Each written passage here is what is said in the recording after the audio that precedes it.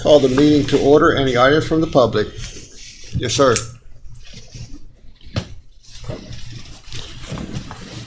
Well, we're still at the same stale pace and nothing happening. State your name for the record, sir. I'm sorry. Daryl Edmund Palmer. Okay.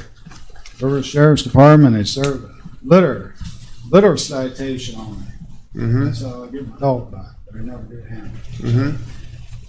Talked to this man here, left the phone number in his office over there, nobody's calling, nobody's doing anything to get my dog back. I need my dog and my puppies back now. Something needs to be done. There's no issue today. All right. Well, what's happening? I mean, we'll put it this way: if the sheriff's department finds that you're entitled to get your dogs back, I'm sure that will happen. If you're not entitled to get them back, I'm sure that will happen as well. So the sheriff's department's got the sole discretion, and the county council does not have any discretion. That's the sheriff's department, not ours. Well, got another problem here. Back in the beginning of 17, I had filed a personal bankruptcy because of the lawsuit. Because of what? Because of the lawsuit. Uh-huh. Back when I filed that lawsuit, the sheriff's department never filed a proof of claim on the bankruptcy court to get the real estate taxes paid. And here, since 16, looks like the taxes have been accruing interest and penalties and everything else been going on a regular basis. Talked to Barb over here a few minutes ago, talked to this man here now. Nobody seems to want to do anything, meanwhile the interest keeps accruing. Bankruptcy is almost over with, and all of a sudden they're going to try to sell my property because unpaid property taxes. Now, the other issue is that ongoing interest and whatnot is not right. I'm going to refer me over to the state auditor's department or whatever like that doesn't pass a time length to do anything. Man tries to pay his taxes and refuses to take a payment. It seems to me like a payment that tax is paid for. Sir, again, that's the tax department, and they know the law, right? And I'm sure our attorney knows the law. All right, just putting you on notice. Thank you. Thank you. Any other items from the public? Since there is none, I need a motion to approve the agenda. Mr. President, I move we approve the agenda for Thursday, August the 19th, if there's no amended or modifications. All right, I've got a motion on the floor. Do we second? Any discussion? If not, all in favor say aye. Aye. Anyone opposed? The motion carries. Any questions on the purchase order or statements? Mr. President, just want to point out, it seems like it's a large purchase order. It's over the total's over $500,000, $514,000. But I just want to point out that $402,000 of that is just for two items. It's our quarterly distribution to the library for the first quarter of this fiscal year, as well as our health insurance premium. So when you take those two invoices off, it's about $112,000, which is a pretty light purchase. So the library's done in two payments? We do it in four That's what I quarterly thought. payments. Yeah, so this is the first quarter of the fiscal year. Mm-hmm. Okay, question I had was about the water damage over at the senior center. Will that be covered by insurance? No, we have a $5,000 deductible. Okay. So Any other questions on the purchase order or statements? All right, there is no internal budget revision, so we'll move on to change in status. A new hire recommendation received from Jennifer Swisher, 911 Director, for Noah Kenny as a part-time assistant custodian of records with an hourly rate of $22 an hour, effective September 7th, 2021. What's the assistant custodian of records? We have, as the council's aware, and if you'll remember, it's been a couple months ago, Jennifer actually came before the council and asked for a full-time and a part-time custodian of record. We have an inordinate amount of FOIA requests because of litigation and lawsuit and insurance claims and things like that. So this person will help out on an as-needed basis to address those requests from the courts and from FOIA for documentation.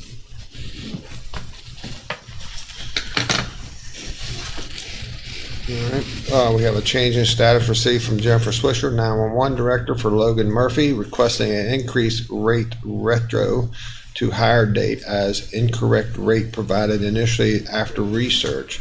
Her hourly rate will go from $19 to $19.53 effective July 8th, 2021. So it sounds like the wrong rate was given to the Logan finance. Murphy was one of our part-time as-needed dispatchers that left. Was gone for a short time and came back. It has all the certifications. When Jennifer, and she's only been on board for about a month, said the recommendation to her was at $19 an hour. When this person left, they were actually making $19.53. So the intent was to bring them back at the salary that they left because they don't require any training. Okay. Approval minutes. I was not present for August the 5th, 2021, so entertain a motion to accept those minutes. Mr. President, I move we accept the minutes of the August 5th, 2021 meeting. Second. Motion been made and seconded to approve the minutes. Any discussion? If not, all in favor say aye. Aye. Anyone opposed? The motion carries. County council calendars will be here next Thursday in the chambers at 9:30 a.m. And boards and commissions, we have none tonight. Monday the 23rd, we have a 1 p.m. historical landmarks, 5 p.m. water district. Wednesday the 25th, 10 a.m. CVB, 3 p.m. senior services. Thursday the 26th, we have a 5 p.m. ambulance authority and 5 p.m. library board. Any changes or corrections on the boards and commissions? If there is none, let's go ahead and entertain a motion to approve the consent agenda. Second. Motion been made and seconded. Any discussion? If not, all in favor say aye. Aye. Anyone opposed? The motion carries. All right, Mr. Hess, you're up. It's good to be up. Good morning. Good morning.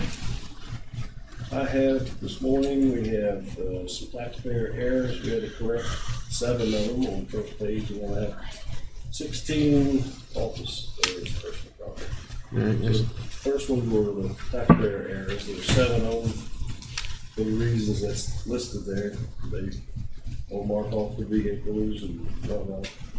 But they total up to $1,000 and $1,004.73 for themselves. All right, and entertain a motion on the 7 personal property tax exonerations due to taxpayer error. Mr. President, I move to accept the, how many, 7? 7. Taxpayer error exonerations in the amount of $1,004.73. Motion been made. I'll second that. Second. Any discussion? If not, all in favor say aye. Anyone opposed? Nay. Nay. All right, motion fails. And then when you have 16 personal property tax exonerations due to office error. Yes, sir, do. 8 on the first page for reasons that listed there. They total up to $1,530.57. It's not on your sheet, but if you add all 16 of them together, and the second page is the same as the first for the reasons it's listed there. The total of all 16 was $2,721.24. All right, entertain a motion on the 16 personal property tax exoneration due to office error.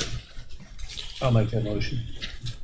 Have a motion on the floor. Second. Any discussion?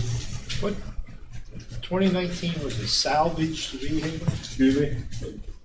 $43.83, it's the second page, was a salvaged vehicle.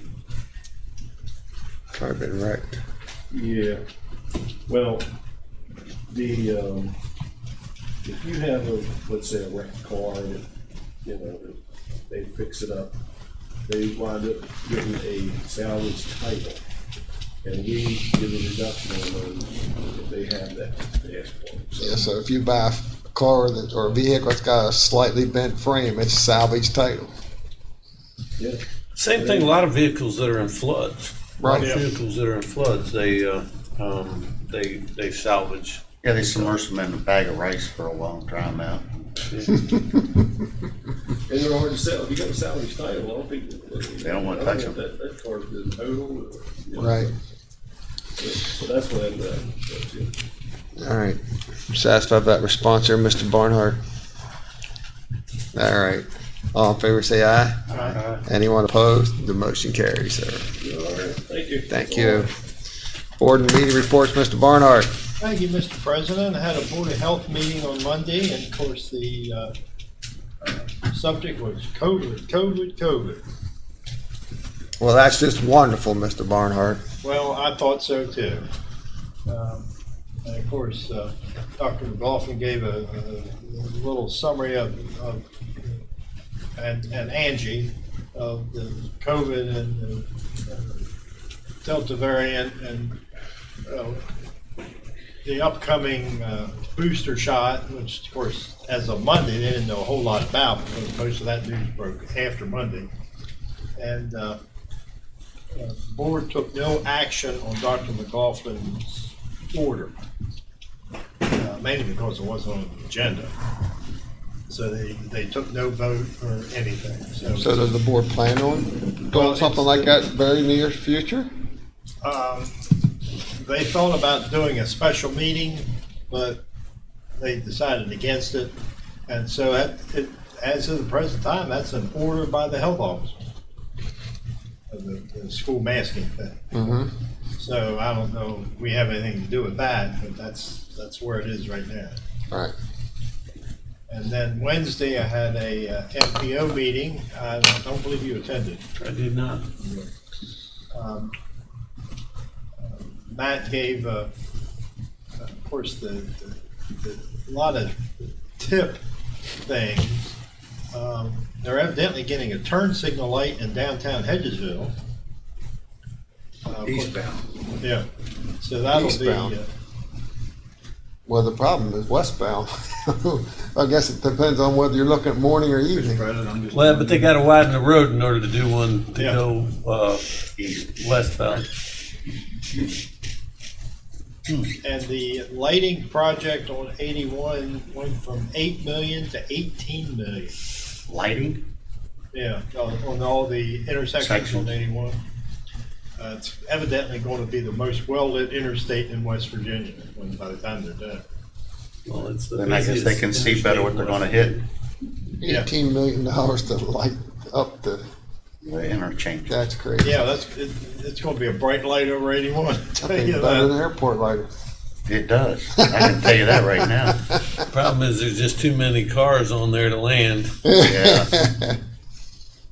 although I have seen that happen before. And they're still thinking that they're gonna do that? Yeah, the transportation project it's already been approved. Well, I would much rather see bridges over bridges before I would see lighting on the interchanges. Yeah, well, that's what they're going to do, $18 million. That was, I'd have had more, but on my phone, the information packet was too big to be downloaded. Yeah. So I couldn't download anything. That happens. Yeah, That's a lot of money. technology, I love it. Mhm. And it was a combination in presence Half. and Zoom. For 8 hours. And 8 hours. meetings would be pretty much It's a restricted to waste of Martinsburg Airport. All right, Mr. Delier. Did have a Main Street meeting on Monday, and had a send-off for Randy Lewis, his final meeting as chair of Main Street. It's Randy's done a great job for the years that he's been there and worked really hard. Him and I and a couple others worked really hard on the what is it, Boots, Brews, and Barbecue event that was this weekend. Good weekend to do it. It was. They, if I remember, I think it generated about almost $9,000 in revenues. So that was a good thing. It turned out we had a couple showers in the event, but it was a half a day on Friday, helping setting up, and my wife and I worked. I started at 7:30 in the morning and worked till about 8 o'clock at night, and then went back out Sunday and helped clean up. So, but it turned out real well. Everything but the band. The band got a little bit wet there at one point, and around 5:30, I guess, and they packed up and left about an hour and a half early, but nobody seemed to notice at that point. So, Mountaineer Meat Smokers had a looked like a little village set up on the hill. His whole rig set up there, and he got some big speakers out and started playing some music. And Good. everybody just kept on enjoying the afternoon. So it was a good event. But it was it's a bittersweet thing to see Randy go, and I expect here very shortly that they'll be announcing the next person. The final interviews have already been through, so it's just cleaning up the process now, and we'll have somebody new in there, and it's always exciting to me when you see something like that happen, because it's a whole different thought process. You know, what are they going to bring to the table, and how are things going to be different moving forward? So yeah, that's exciting. Tuesday I did go to the closing on the 25 acres down in Inwood. Eddie and I are trying to get something set up for some of the people in Inwood to come and talk to us about what we're trying for the 24th. Make sure you reach out to Mr. Butler, because he said he'd love to be part of that. Bill. Yeah, I'd already talked to Bill about it. Yeah. He's the one that told me that there used to be a park there. Yeah. Back years and years ago. So I seen him at Bruce Butler's service, Yeah. and he was very appreciative of everything that's been going on in South Berkeley. yeah, he's definitely he used to serve on the school board for a long time, didn't he? He's been involved in his community probably since day one. You know, he's In the fire department back in 1956. Is that right? When it first opened, yeah. Yeah. Donald Catro and all of them. When I said something to him about, playing a role in the development of that park, he just got a big smile on his face. Well, I had a conversation with a couple of property owners there, talking about meeting with the Department of Highways and talking about entrance into it, and there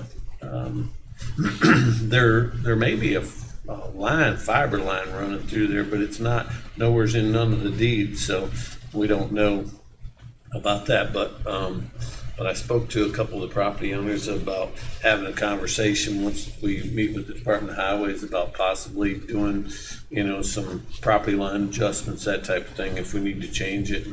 And I mean, nobody said, yeah, we'll do it, but they all said, absolutely, we'll have a conversation when that time comes. So, so that's good.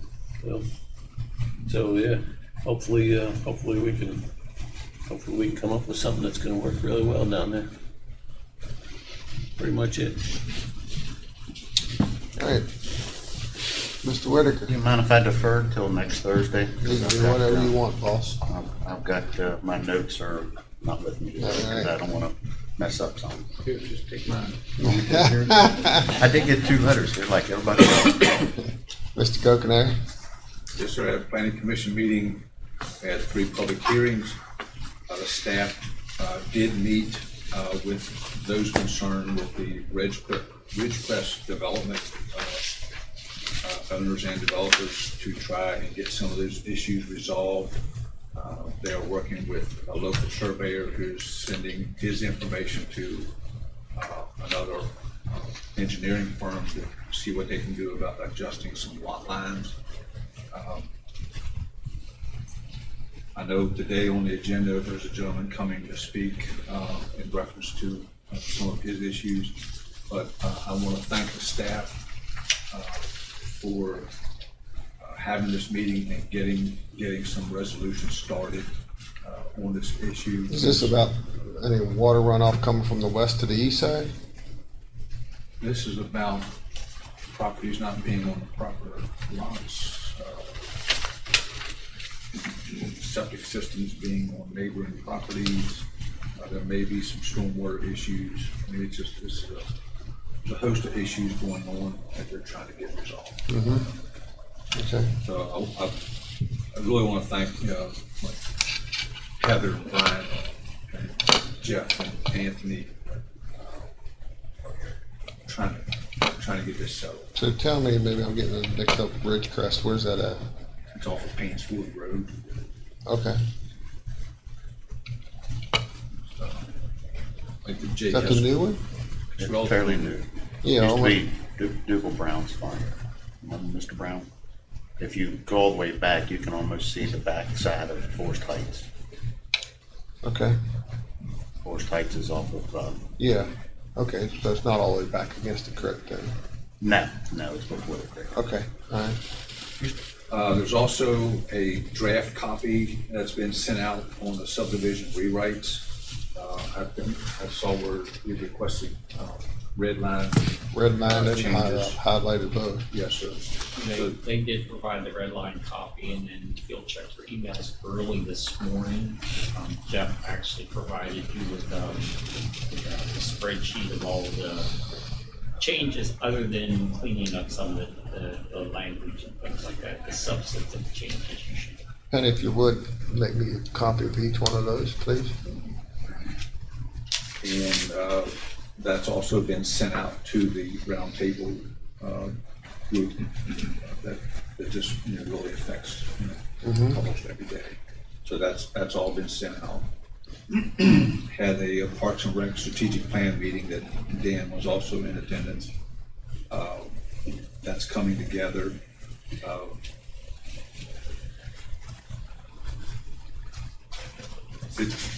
It's progressing. And I think it's progressing in a positive manner. Getting some different viewpoints on things, trying to get things plugged in so that goals can be objectives identified and goals reached essentially. The park board will be announcing shortly a director. They have made an offer of employment, but they will be announcing shortly. I want to give this gentleman time to speak with his current employer. The fall programs are filling up. The Labor Day breakfast, they're going to need assistance. They need some help with the Labor Day. If anybody is available to help come with that. I also attended the public hearing on redistricting, which was mostly state boundaries for delegates and the senators and the congressional district as well. And heard some different ideas, which I thought were interesting. A lot of people wanted to be able to keep them with the school districts because typically those school districts, they're pretty tight. Those people communicate fairly well. Have a long list of families that have been through different school districts, still live in those areas, so they just felt instead of splitting things up too drastic. Another idea was to redistrict by zip code. There's a problem about the school districts. They change all the time as the population shifts. Well, and we had zip codes also. Oh, yeah. So there would be a few challenges there. And as far as the congressional district, splitting it up, whether to split it down the middle or crossways, there's different thoughts of different cultures. Right. So, does the northern panhandle and the eastern panhandle have more in common than southern West Virginia if we split it, vertically? So they've got some, but I applaud the leadership there for coming and listening and open to all ideas and views. And that was good. It was real good. I was gonna say, living here in the Eastern Panhandle, you would not think that we would lose a congressional seat. Crazy, isn't it? Yeah. And according to the census that they gave the other night, that Berkeley County gained in the last 10 years, 18,000 people. I personally feel that's probably a little light. I'd say too. I don't have anything to back it up by, so. And also yesterday I attended the DOH District 5 meeting and once again learned or heard that West Virginia has the 6th largest highway system in the country. Yes, sir. It's I did get the opportunity to stress the needs for additional roads in this county because of our growing population and the need to renovate some of our current roads to try and make them more safer and more efficient. 81 traffic counts, I've always said there are approximately 70,000 cars a day. Those numbers peak to 76,800. Not consistently, but they are, the counts are that much. So,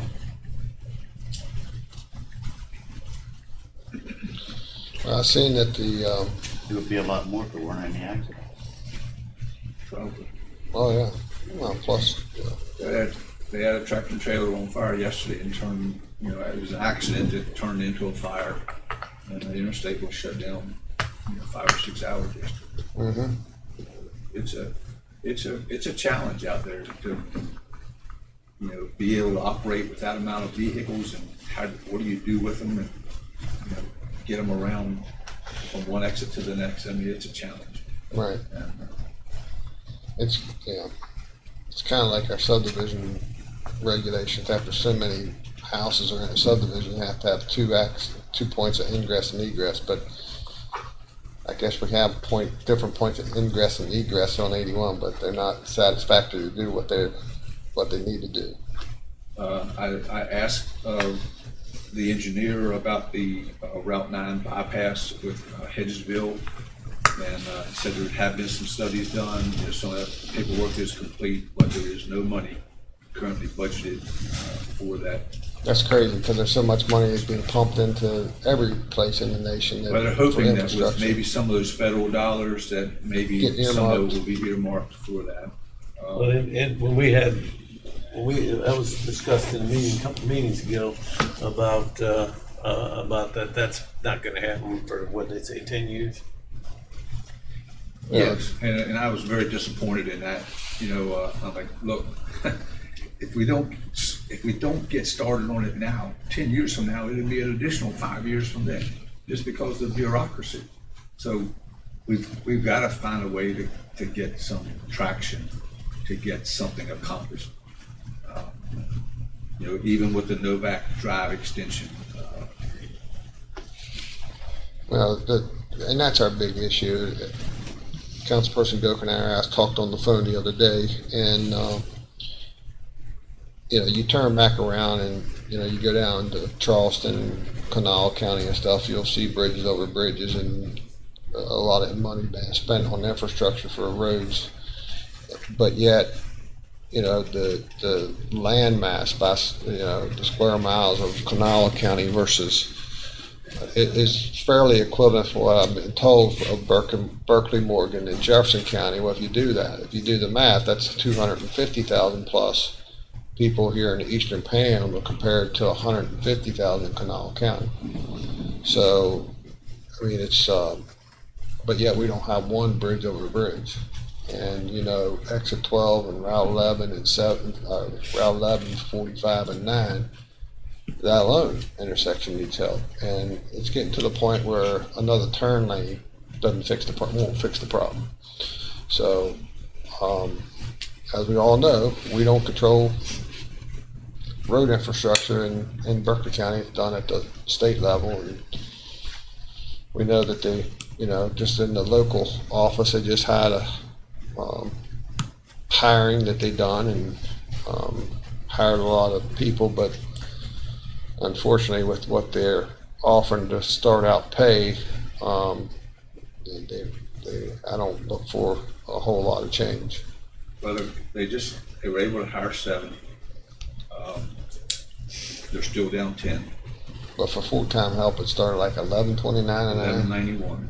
Yeah. Tier 1. But, and I talked to our local superintendent yesterday, or supervisor yesterday, Joe Costato, and he said, honestly, Eddie, once we get these people in, get them trained, get their CDLs, he said they'll leave. We can't keep them. So, and it's always been a struggle. Yeah, because their salaries are set from the state. Just not like we discussed yesterday about not being able to maintain the shoulders of the roads with the mowing and that kind of stuff, and it does become a safety issue. But even this winter, needing plow drivers, he's down 10 people right now. Down 10 people, CDLs. They got their challenges.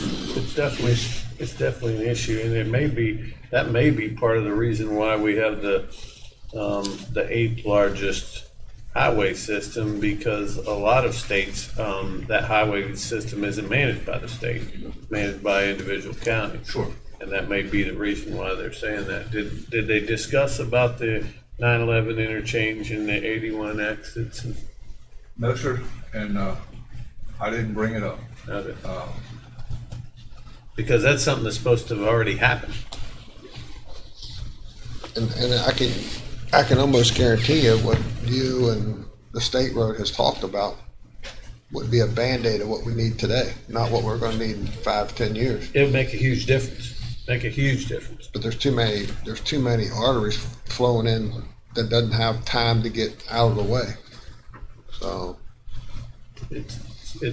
It's difficult to, it's real difficult to get through that intersection for, especially the traffic coming off of 81 that wants to go down, down Apple Harvest. It's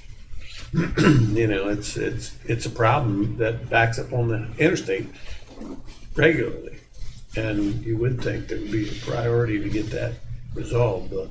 have you ever thought about, like I said before, how Texas does it? You never make a left-hand turn at the end of the ramp. It's always right-hand turn, so the traffic keeps flowing. Well, everybody's got their, when you go in Michigan, you can't make a left-hand turn. Right. You So gotta go to the next interchange and go Well, there's around. not even an interchange. They go up and provide you a place to make a left-hand turn, so you just basically do a U-turn. Yeah, You turn into the next lane and then come up and make a right-hand turn. but in Texas, if you're trying to get off, if you're heading south and you want to get off at exit 12 and go towards Lowe's, you don't make a left-hand turn at the end of the ramp. You go on down to Tabor Station, get off there, go under the bridge, and stay tight to the north side, where you go over the bridge on the north side, and you make a left on the ramp. You're going against traffic. At first, it's like, wow, who's this nut? And you come back down, you get off the northbound ramp at exit 12 and you make a right. There's no left-hand turns to hold up the traffic. I think I was in some place in Florida where we did something almost exactly like that with the RV when I was down there, that we had to stay on the left side and go on down. And It's awkward until you get used to it. But it worked out nice. yeah, well, I could see how the flow would work real good, but it was something I wasn't prepared for. I remember when I came off the ramp and I was like, what in the hell am I doing now? Kind of like a roundabout sometimes. But the problem would have been, I mean, it was broad daylight, so I could see what was going on, but I could see that be a big problem, come rolling off the interstate at nighttime and think, I'm not going in the wrong direction, you know what I mean? Yeah. And try to cross the road. Well, this could be very well lit. Yeah, I was getting ready to say that, yeah. Put sunglasses on. That's good, right? That's good. Maybe that's why they're doing it, Doug. Maybe they're gonna start changing everything up so that everybody can see what's going on. I've never seen the lighting at interchanges help out much. only at night. Maybe for a pedestrian, but not for traffic. I don't know. Not at night, yeah. I find there's more value in that these days than there used to be. As my vision starts to go a little bit. You know, the stopping bars that are at the intersections, I know a few times I've been up in Philadelphia working, that there's signs up there that says stay out of the box. And when you get down here 9, 11, and 45 at Misfunction Junction, you got a line of cars trying to make the left-hand turn, blocking anything that wants to go south. So you're sitting there through 2 lights, and you know, just. And then they also had the mobile police units that were on like a man lift that were setting up there that could, you know, catch it. We've asked for a sign that just says, like you said, you know, don't Stay block out of the interstate. box. And they told us maybe 2 years ago that they would get us a sign up there. We have the emails. Huh? We have the emails. Yeah, but we still don't have a sign. Well, they probably have the sign, but they're just not up. Yeah, probably. Yeah. I had a couple meetings, and Mr. Davis was at both of them. One of them was with the school board on Monday night, talking about our pilots and how we're looking to do those, and how our pilots are getting more aggressive for us, because you know, it seems like we got some pretty good anchors here in Berkeley County. We can afford to do that. Just kind of brought them up to speed for almost an hour, and talked about the quality of life part of it and stuff. So it seemed like there was only 5 board members there that night, I believe, and seemed like they were receptive on what we were talking about, but actually they couldn't give us an answer. And they were making an agenda item sometime in the near future as Alan. They'll work hand in hand with us on basically getting it on their agenda along with ours.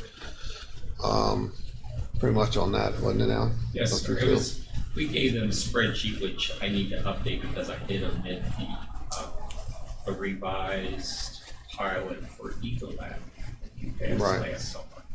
But we gave them the spreadsheet of all the active pilots that are in place, and then talked in particular about Project Bluebird, Yeah.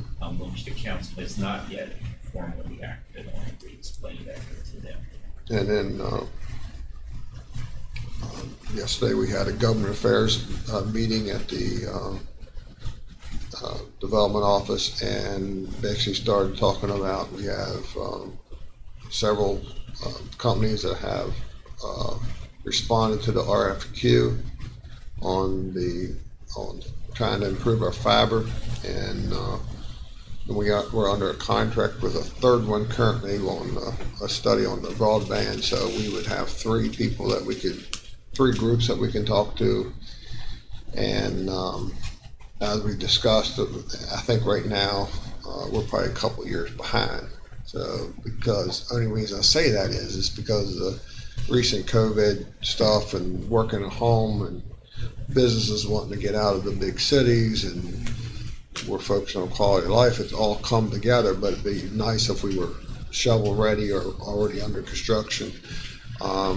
So looking at that, and we'll start the interview process a couple weeks from now.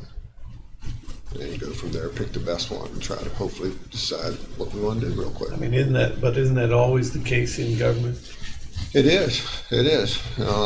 You know, it's been nice to be able to do it when we talked about it, but unfortunately, you know, we got processes and steps we got to go through. So anyway, actually, it's the same as always. Have other meetings. Those are the 2 that I can really probably report on. Any other action on stuff like that? I forgot to mention, I was talking to Rachel yesterday.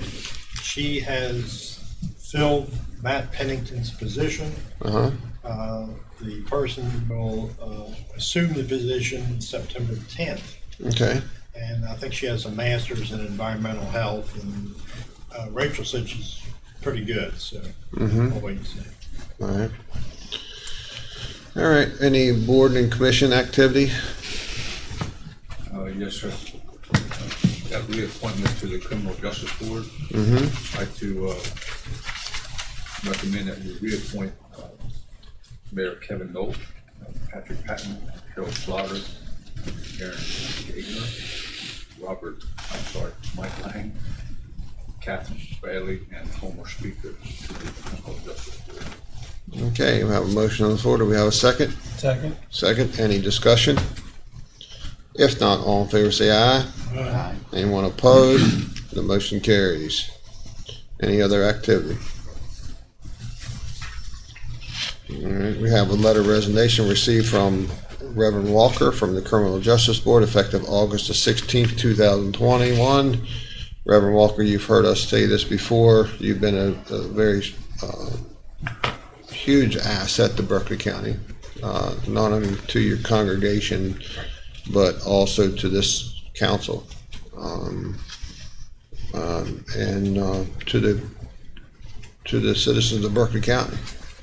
And it's been wonderful to meet you and spend a little bit of time we've had with you. But you're a good man, and I want to let you know that you'll sadly be missed here in Berkeley County, but hopefully you won't be a stranger.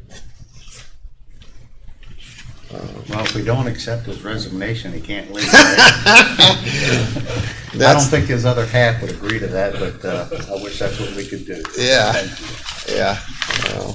Well, you've preyed upon this council more than any other reverend here in Berkeley County. I can tell you, and it's greatly appreciated. So.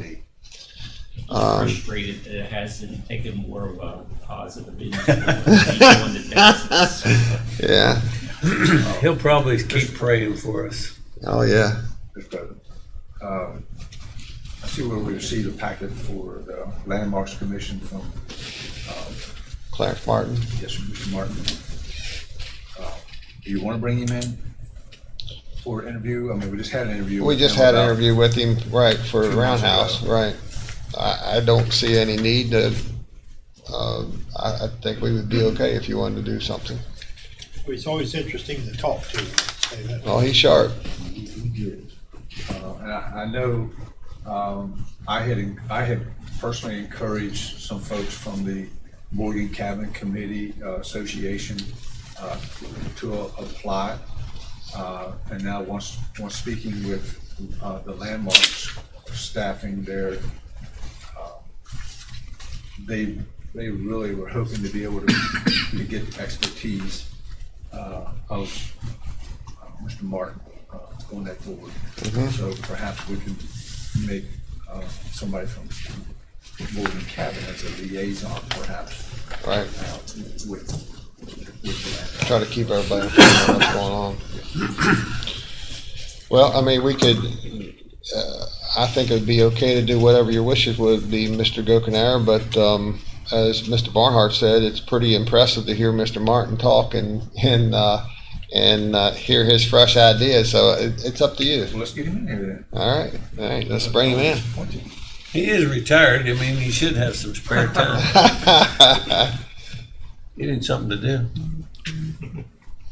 All right, any other action? All right, Mr. Zai, you expecting some people?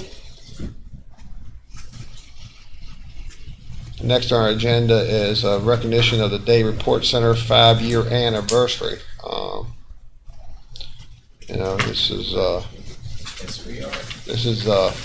has been an unbelievable success story.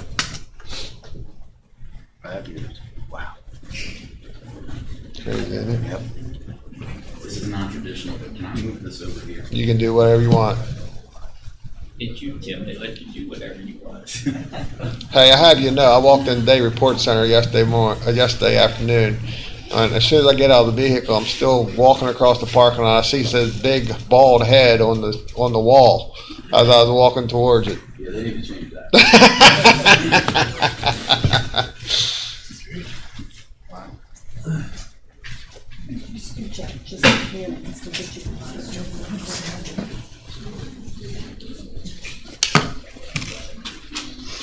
Okay with that? Can still get you in. Holy cow. Okay. Is there anybody left in the facility? This is Cambridge's DRC, they're still on confinement, there's recovery service. Okay, good morning, everyone. Good morning, sir. We're here today to just talk a little bit about the fact that the Day Report Center just celebrated its 5-year anniversary. There's so many different things that I could talk about, but I don't have all day.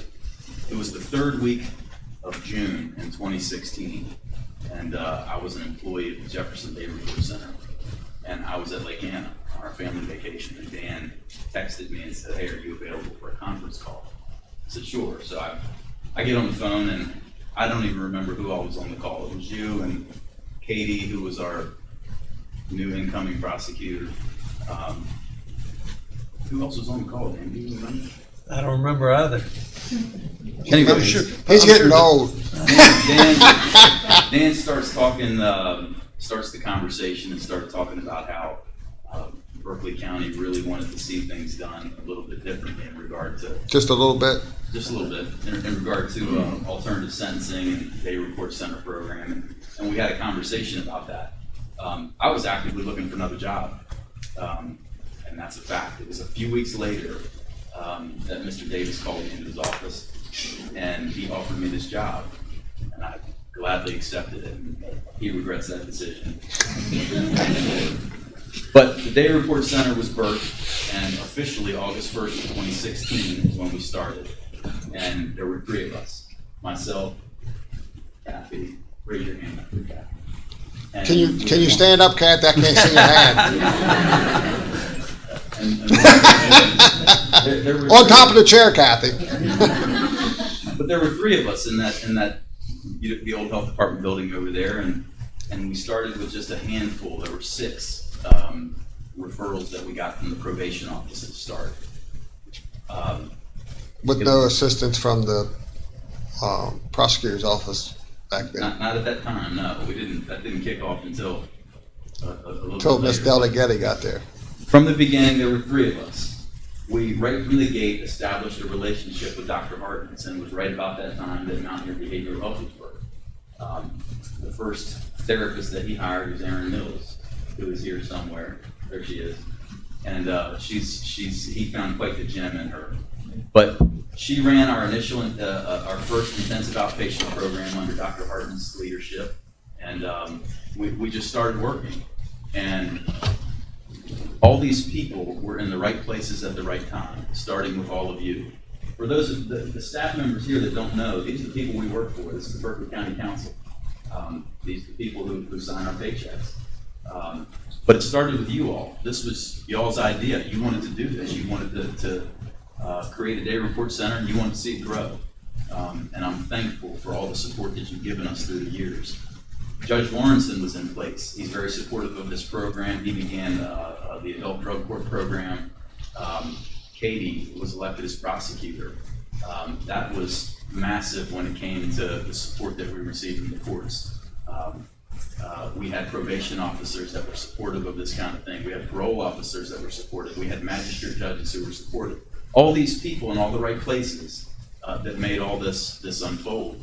I grabbed a hold of an update. This was an update that I gave you all in April of 2017. This was an update I gave.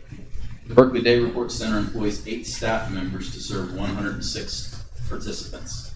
We had 3 case managers on staff, 2 peer recovery coaches, 1 drug screening technician, 1 administrative assistant, and myself. Our hours of operation were Monday through Friday from 8:30 a.m. to 4:30 p.m. And that was it.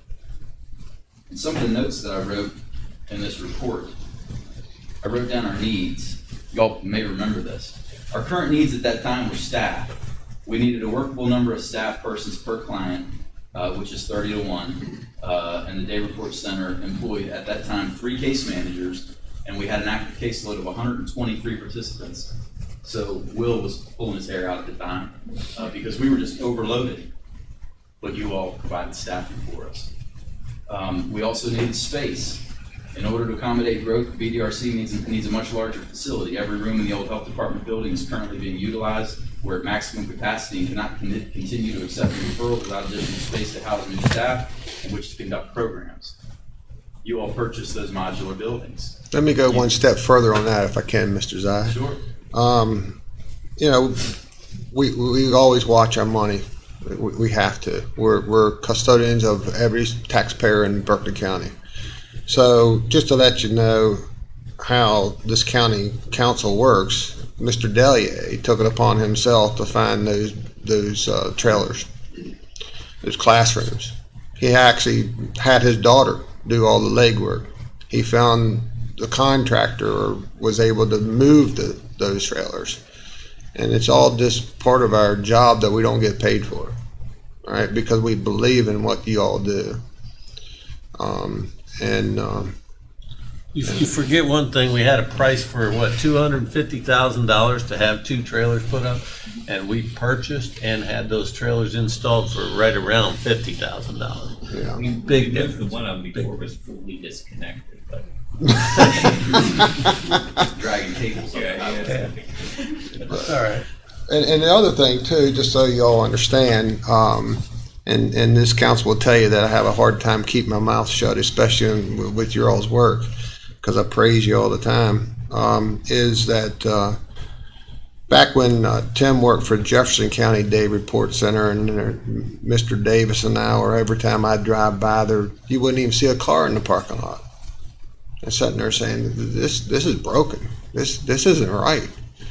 And again, Mr. Davis and his wife, at no cost to the county, catered a meal because we had to get buy-in, and that was right here in this chamber. And so Alan and Lisa Davis provided them food, paid for it themselves. We had to get buy-in from everybody in the judicial side. We tried it once another time without feeding everybody. We didn't have anybody hard to show up, but when we fed them, they showed up. And boy, we're glad they did, and I think they're glad. We're firing on all cylinders. I'm proud to say that the sheriff's in the room today. Mayor Knowles just walked in the door. We can't ask for anything better. But we seen this Jim in the back corner sitting behind a desk with the disgust on his face. And Alan will tell you, we knew that he could do a better job, by far. And so, Tim, I can tell you, we didn't take a chance on you. We knew you had it. So, go ahead. And our vision and discussions was always that we need something that's going to handle 300 participants in that program, that it's going to get that big. It's funny you say that, because a minute ago I was talking about the report I gave in April of 2017. At that time, we were staffed to provide services to 90. We're now staffed to provide services to 300 participants. In July of 2021, we served 278. We now have 25 full-time employees, 2 part-time employees, including our case management coordinator, Will. We have 10 case managers on staff. We have 3 drug screening technicians, including our peer recovery coach supervisor, which is Crystal. Crystal. There she is. We have 6 peer recovery coaches on staff. We have a full-time therapist on staff. We have 2 full-time drivers. We have 2 part-time drivers. We have an office administrator and administrative assistant. We now have this beautiful facility that we're able to provide these services to these folks in. It more than meets our needs for the moment. I was going to say, we're getting ready to move those mobile units out there. There's no room because the parking lot's full. We also have our Mountaineer behavioral health therapists. We have 4 of them under Dr. Harden's leadership who run 4 of our intensive outpatient programs, our phase 2 and phase 3 groups, individual therapy. We are currently holding 109 hours of group therapy each week. We're holding roughly 60 hours of individual therapy each week. We have performed, Amy, how many drug screens do you think we've performed since we started? Oh my gosh, it's easy to do 4,500 a week. We've performed 50,469 drug screens as of August 1st. We've now successfully graduated 232 people from our program. And I'll be Now, we have high standards. Completing our program is not an easy task. It takes a minimum of 12 months of compliance, clean drug screens, active participation in groups. There's a number of goals that these folks have to achieve, and it's not simple. There are people that would rather go to jail than deal with our program. We're proud of that number. Last October, I'll be running recidivism checks again, but last October, we had 179 graduates at that time. There were 33 new arrests. So our recidivism rate for program graduates was 18%, which is impressive. We'll see what that number is here this October. I'm looking forward to running it. The Berkeley Day Report Center first received national recognition from HIDA in 2019 when we were awarded the Outstanding Public Safety and Public Health Collaborative by HIDA. We were again recognized nationally when we received recognition by the National Associations of Counties in 2020. We've been recognized by the states. The state of West Virginia's Committee on Crime, Delinquency, and Correction in 2020 when we were given the Judge Martin A. Gaughan Award for Excellence in Community Corrections. The reason that this program is as successful as it is not just because of the things I said a minute ago, all of you and the judges and the magistrates, the parole and probation office. These are all our referral sources. The reason that we're so successful is because of all these people sitting here right now. These are the people that are doing the work on a daily basis. A restaurant is going to be really successful if they serve really good food and provide really good service. So these people are providing really good meals and really good service to the people that come in. And the referral sources recognize it, so they continue to send them. And I'm grateful for all these people right here. I mean, all of you play a role in some form or another, and everything works together to just make this thing be as successful as it is. There are two main reasons that this program exists. First and foremost is to provide a place for people who are enslaved to addiction to find freedom. Trust me when I tell you, you've heard me say it before, I've said it many times, I'll say it again. I've never met a heroin addict who likes their condition. They want to be free from it, they just don't know how to get free. These folks here are showing them how to be free. I don't want to go through the whole story of the person in the hole again, but you know the story. There are a few people that I want to recognize. Two of them have been with me from the very beginning or close to the very beginning, and without these two people, I'd be buried. But I have some certificates that I want to present to them. The first is, hold on a minute.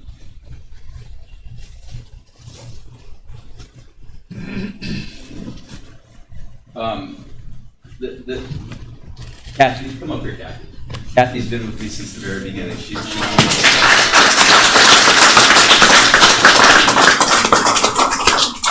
one of the three people that started this program. She got involved in this work.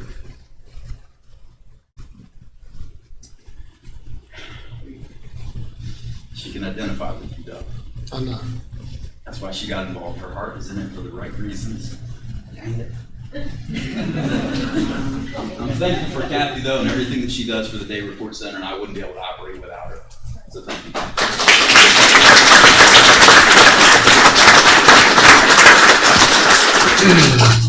I'll try to pick up a little bit. Maybe Tim and I can play off each other while we're wiping out tears.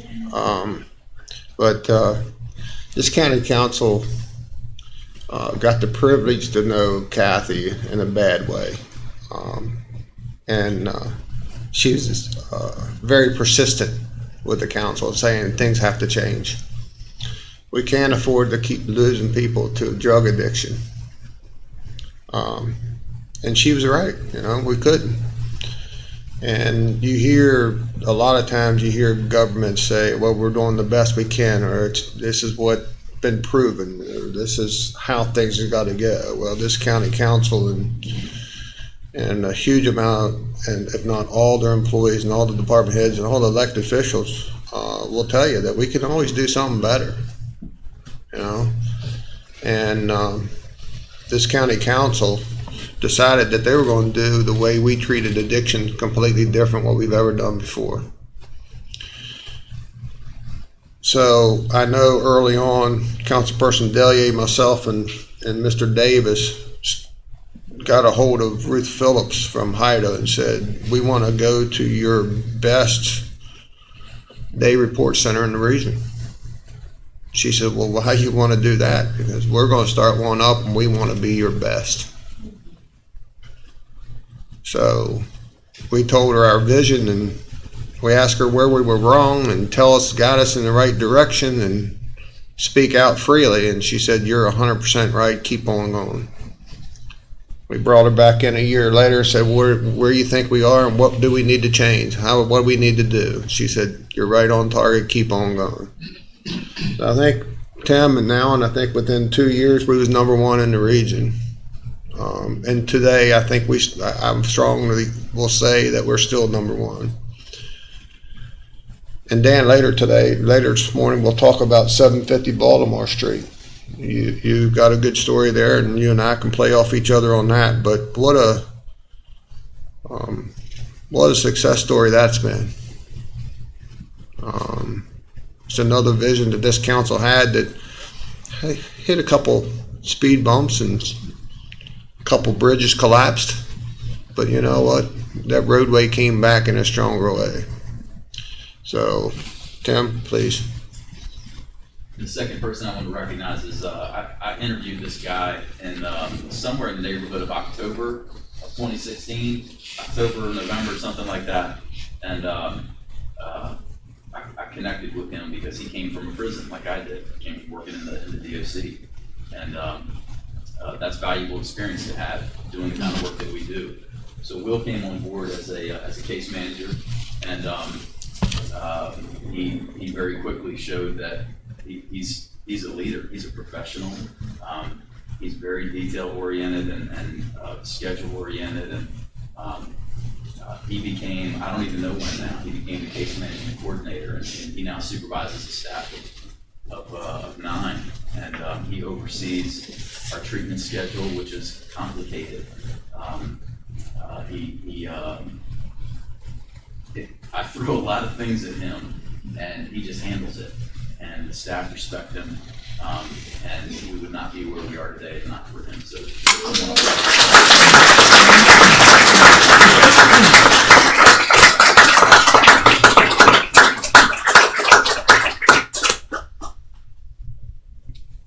And like I mentioned a few minutes ago, when we first started, we established a partnership with Mountaineer Behavioral Health, Dr. Hartens. His professionalism and the staffing that he's provided to us, this partnership that we've had for 5 years now, has been a beautiful thing. I mean, the fact that as a community, as a county government agency, community corrections program, we can do what we do, but for Mountaineer Behavioral Health to hire therapists who can bill insurance for all those services, it's a beautiful partnership. It benefits a local behavioral health center and it benefits the county. And I'm very thankful for the partnership that we've had, and thankful for everything Dr. Hartens has done for our program over the last 5 years. So I have a certificate.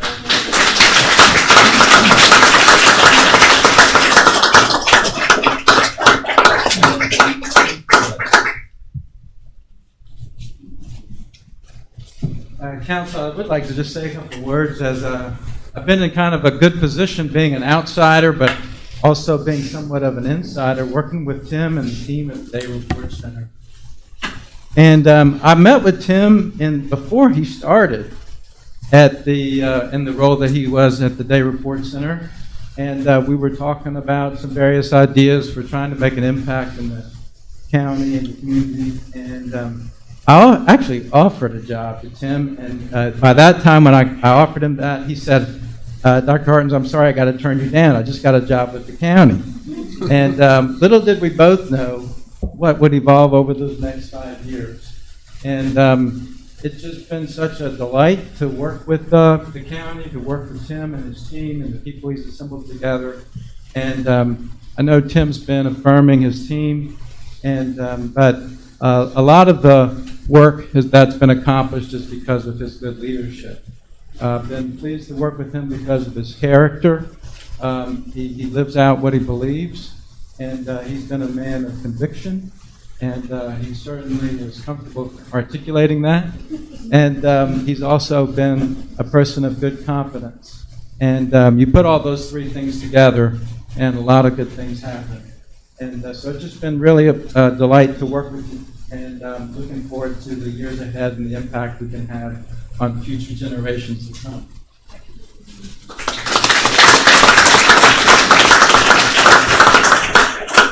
Mountaineer Behavioral Health first started right around the time the Day Report Center did, and now there's a massive inpatient treatment facility that's Mountaineer Recovery Center under the umbrella of Mountaineer Behavioral Health, and it's huge for us. I mean, we prior to MRC being open, we were sending people all over the state, and it was complicated, it was difficult, transportation was an issue, and we didn't have close relationships with many of those programs. I mean, we would hope to get information from staff that worked there. Sometimes it worked well, and times it didn't, but it was challenging. And now, Mountaineer Recovery Center is right there, and we have a really great relationship with them, and that's where most of our folks go now who need inpatient treatment. We're grateful for it. The final person I want to recognize, you started to earlier, Doug, but Reverend Walker has been a part of the Criminal Justice Board since it started. He is the chair of the Criminal Justice Board, and as you all know, he's moving to Texas. But I wanted to give you the certificate, Reverend Walker, and say thank you for everything that you've done. You really have no particular reason to be a part of this sort of thing other than you care about it. You care about the people who live in Berkeley County. You don't view addiction as a moral failure in people, and we need more people like you in our community. I really appreciate your dedication to the Criminal Justice Board and the fact that, you're up here at the council all the time. Doug mentioned you've prayed more over this council than anyone else has, and you're going to be missed. So thank you very much.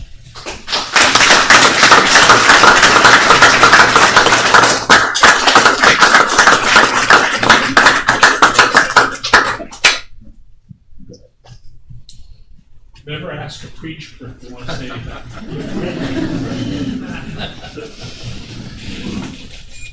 I am so proud of what this program has done, and I haven't spoken, it's losing my voice. For me, it's seeing families being restored, seeing the people that have alternatives to incarceration, see the resilience and of human life. That's what you value. You value the people. And I thank you for that. Tim, I thank you for what you've done over these last years. I never dreamed it would turn into what it did the day that Kevin invited me to become a part of this. But it's amazing to see what you have done and what our county has done to help restore lives. Thank you.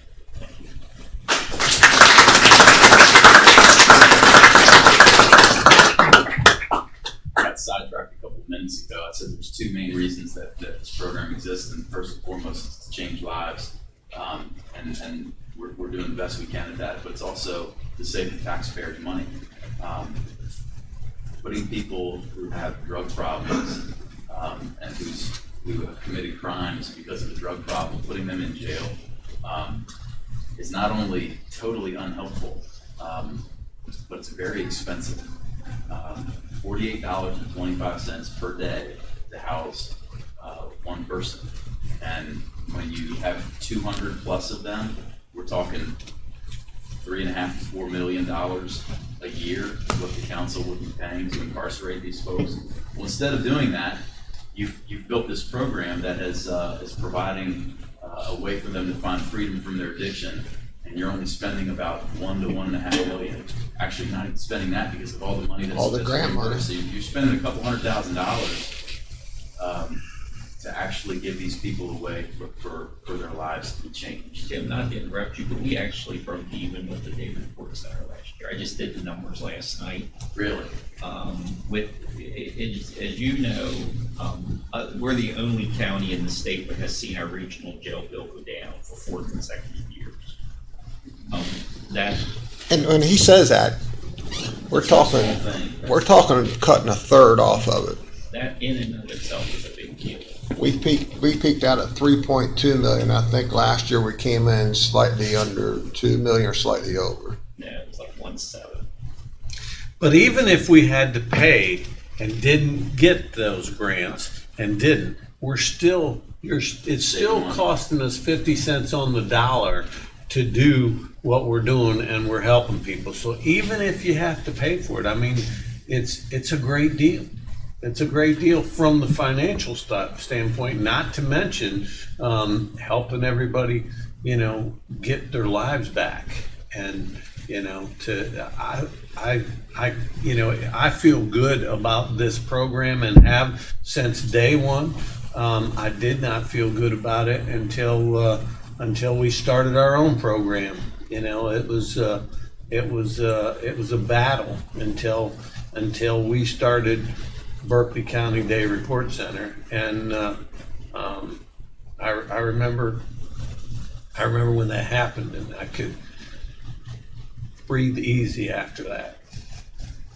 And this council has said from the very beginning, from 2015, when we started going to Alexandria, which is where we kind of cut our teeth, that it was never about the dollars. You kept talking to me about bridge money. And so I've always been concerned about your finances. Day Report Center's budget was about $1.5 million last year. But because of grant funding, and HIDA has been very good to us and will continue to be good to us. I think Tim and Tom Carr and Laura Picard's coming in the next couple of weeks to talk a little bit more about how we look to expand the program. But the state has provided us with funding, although the feds have been better to us than the state has been. But as you know, Tim has become the Day Report Center has become the drug testing site of choice by the state. And we're doing an awful lot of drug testing for DHHR and some other entities. So as a result of federal and state grants, as well as all the ancillary funds that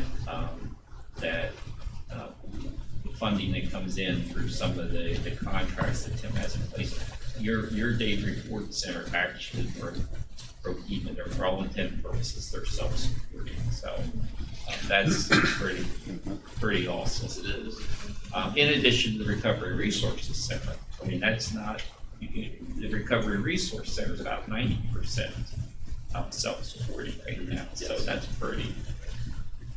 This council and Tim, you need to be commended for that.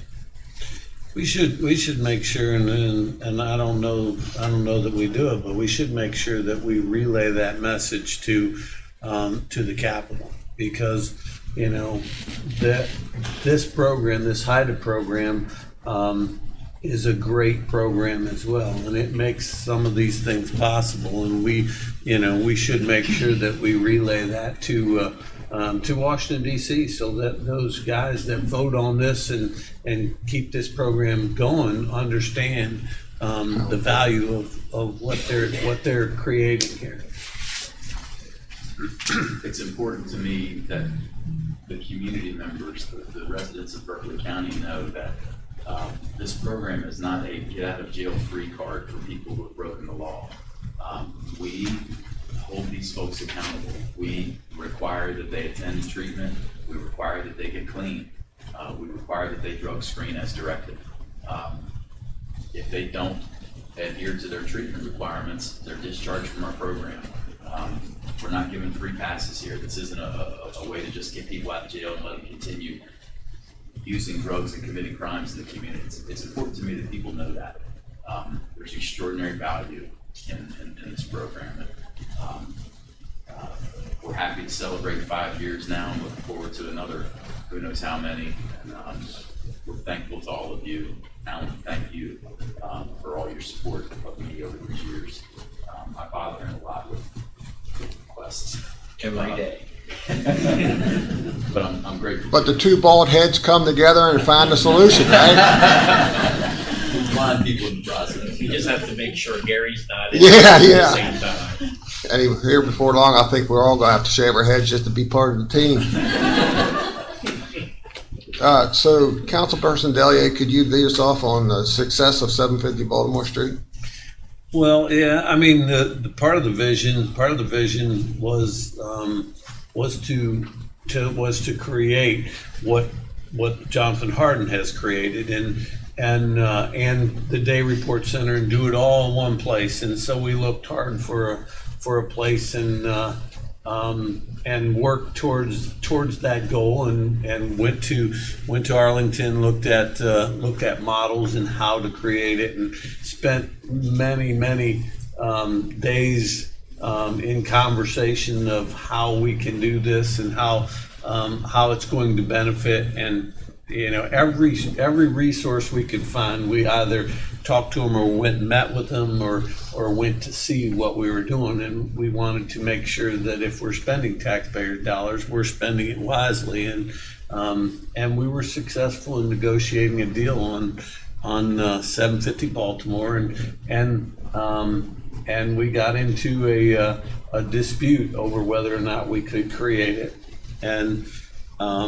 But now we've got that building, and it's being used for a great asset for the county, for our records and our Facilities. our facilities, and our auto maintenance department is using it, and we got it for $3 a square foot, which is unbelievable to buy something like that. But Which, by the way, we need to bring them in and recognize them for their donation too. right, but it inspired guys like Jonathan to do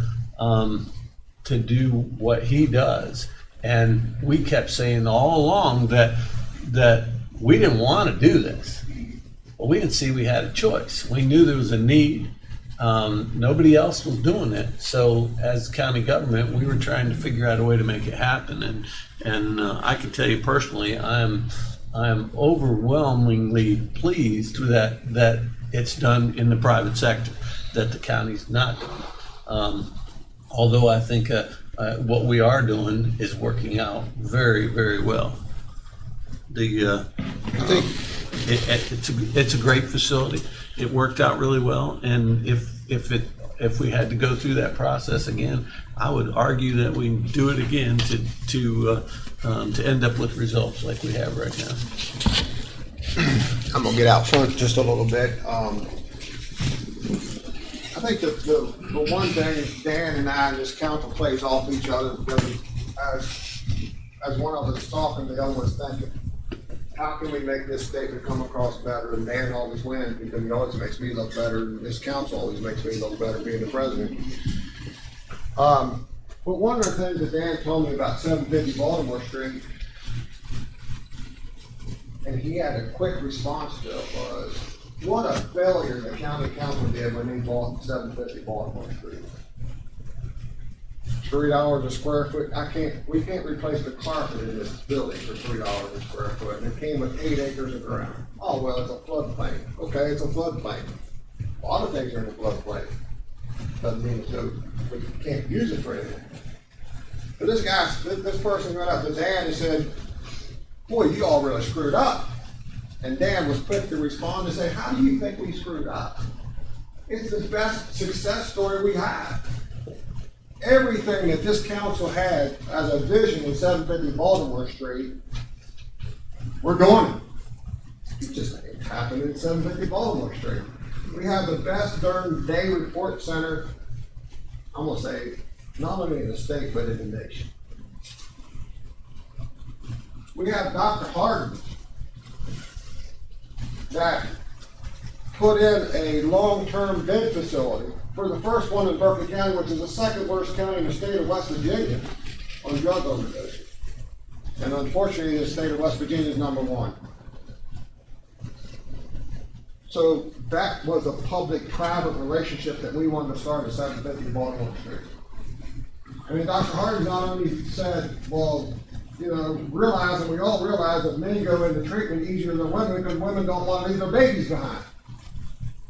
And now Dr. Harding went the next step and kind of started construction on a family recovery portion addition. But his vision didn't stop there, because we knew in order for people to get clean, we have to be able to get them into the day report center. We have to find them help. We have to do the Recovery Resource Center. And this is to recognize the day report center here today for the 5 years.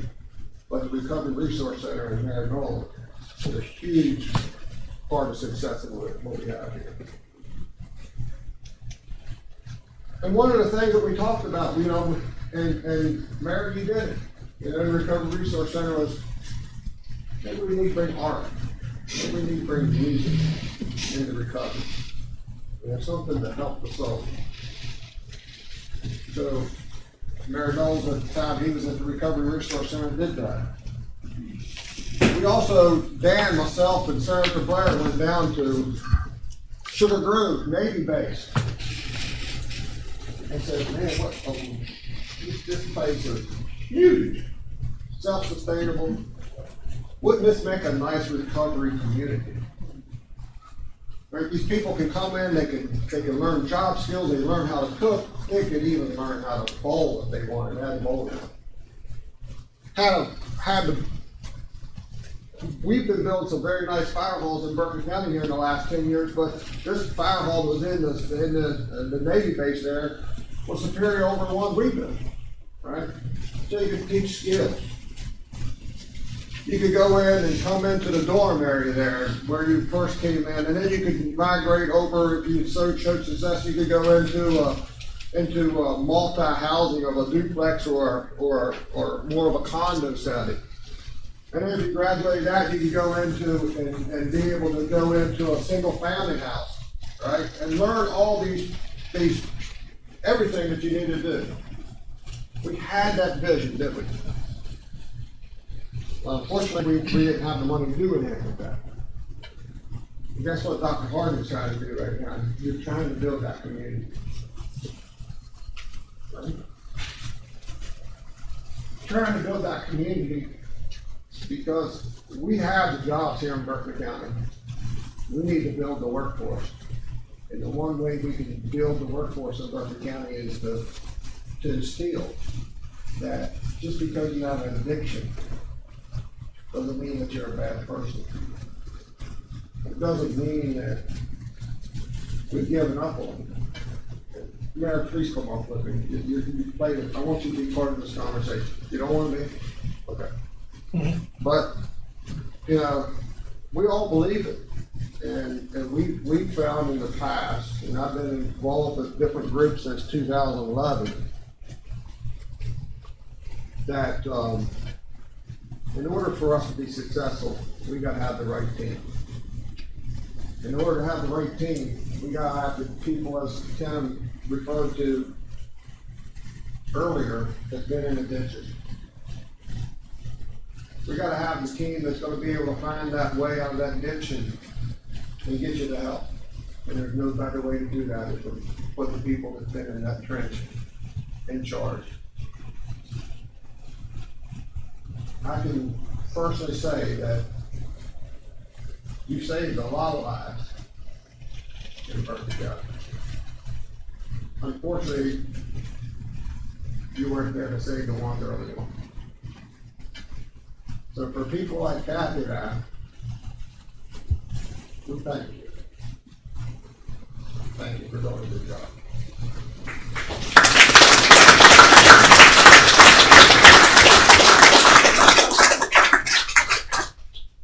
With that said, this county council wants to represent that gentleman that almost left. We're glad you stayed. Certificate of appreciation is presented to Tim Zai, Community Correction Director by the Berkeley County Council. in recognition of the outstanding dedication and commitment to your profession. You are the one who helped bring all this together, and the reason why we are celebrating this 5-year anniversary of the Day Report Center on this 19th day of August 2021. Thank you, Ken.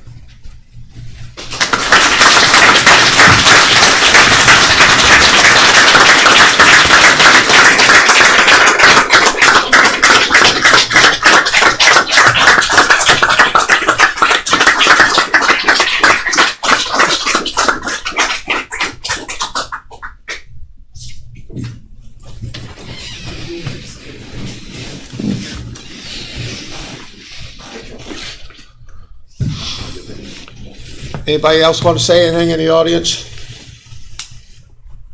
Mayor Knowles, please come forward. I don't want to come forward, but We're being broadcast so that everybody wants to see it. I won't tell you what I want to say. But I just want to say, I didn't want to come up because this is your show. I know, but you're part of it.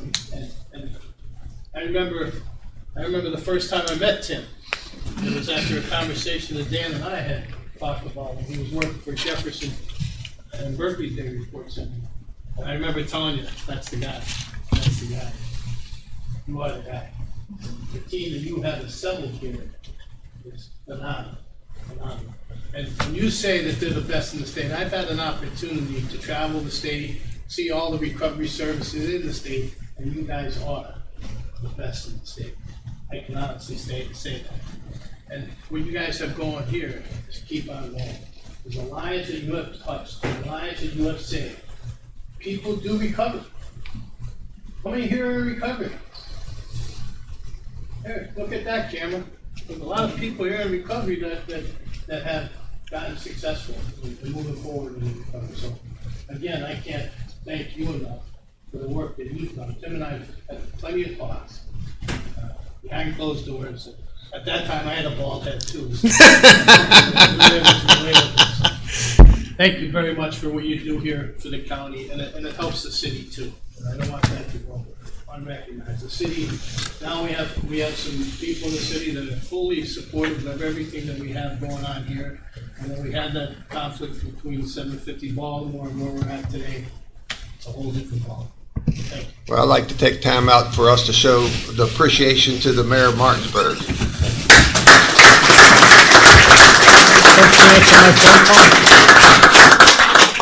Don't you answer my phone calls? I hear you. I had that conversation with Mr. Delia yesterday. You don't return my call? Uh-huh.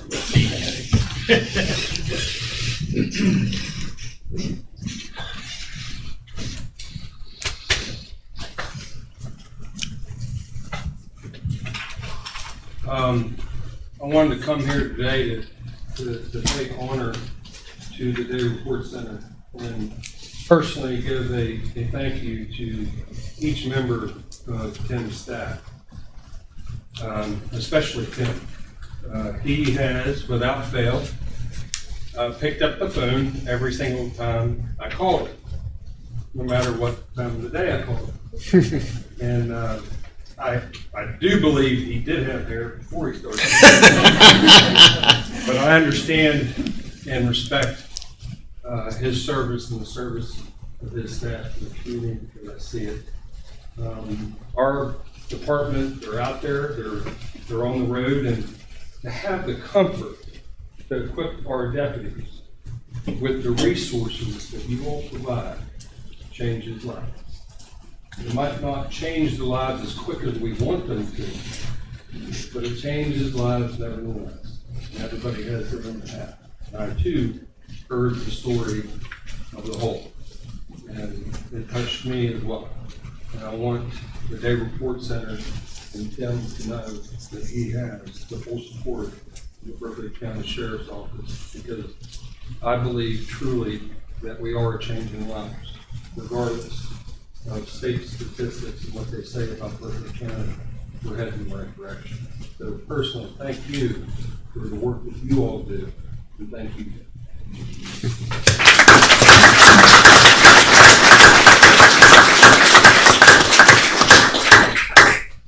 Anyone else?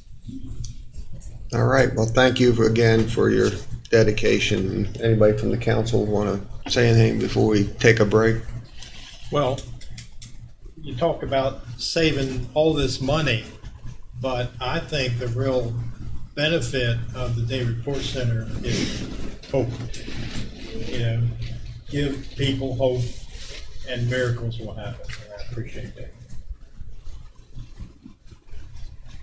I probably said enough, but I appreciate every one of you, and I think it's amazing that that 5 years down the road where we're at today, and it's one of those things that the rest of my life I'll be very proud to have been a part of.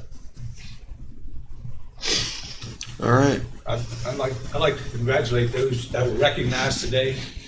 And I was a responder. My other life was. And so I've been in the trenches.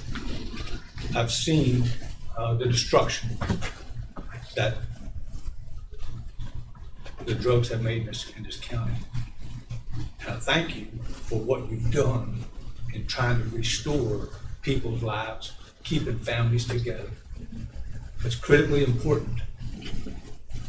You know, when you're standing there, a lot of times we think about that young teenager, but we forget about the little child that didn't have a choice in this, the grandparents, the parents, the brothers, the sisters, the aunts and uncles. It affects everybody. You know, you take that pond and you throw that rock out in there, it ripples all the way across the whole pond. So, you know, what you're doing just not affects the people that you're helping, but it affects the entire families. And just like with the leadership of Tim and Kevin, you know, without their leadership, these programs would not be where they are today. I will say that not every day with them has been great days. I've talked to them on days they were down. I've tried to encourage them a way to handle a certain situation or to get around a situation in my passing. But thank you for what you're doing. You're making a tremendous impact. We're proud of the work you're doing, and just keep it up. You know, maybe one day, quite honestly, we'll have to find other jobs for you. That'd be a great day. Yeah, but until then, keep doing what you're doing. Thank you. I got one last story. Well, I got one too. Go ahead. I remember, gosh, about 10 years ago, right after we got elected, I think Kathy came in and we had a heroin awareness walk. It was a cold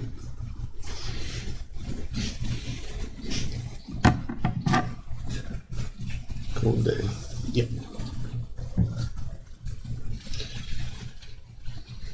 But it's bright. As you can see, us, along with age, you get very emotional.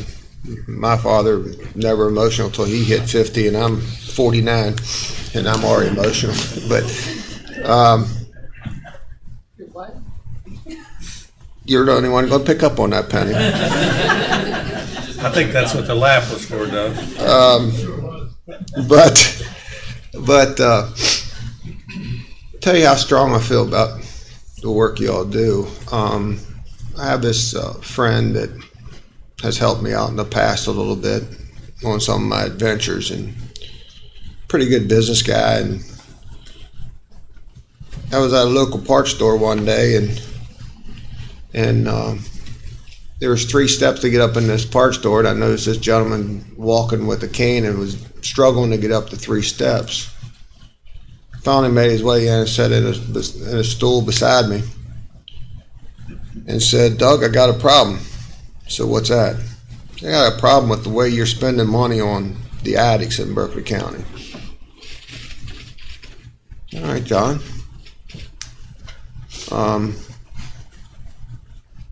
What's your problem? He said, "Well, I think you just need to let them die." Okay. I said, "I seen you had some difficulties walking up them steps and coming in this parts stores." "Yes, sir, I did." Said, did you have a stroke? Yes, I did. A bad one. Said, I can see. Been smoking those cigarettes, John, very long? Yep. Yep, I have. Been smoking 3 packs a day ever since I was a teenager. Pretty strong addiction, isn't it, John? Yes, it is.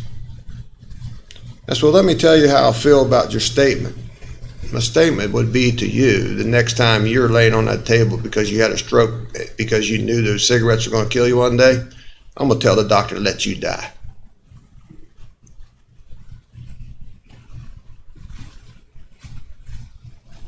His immediate response to me was, keep up the good work. There is no difference.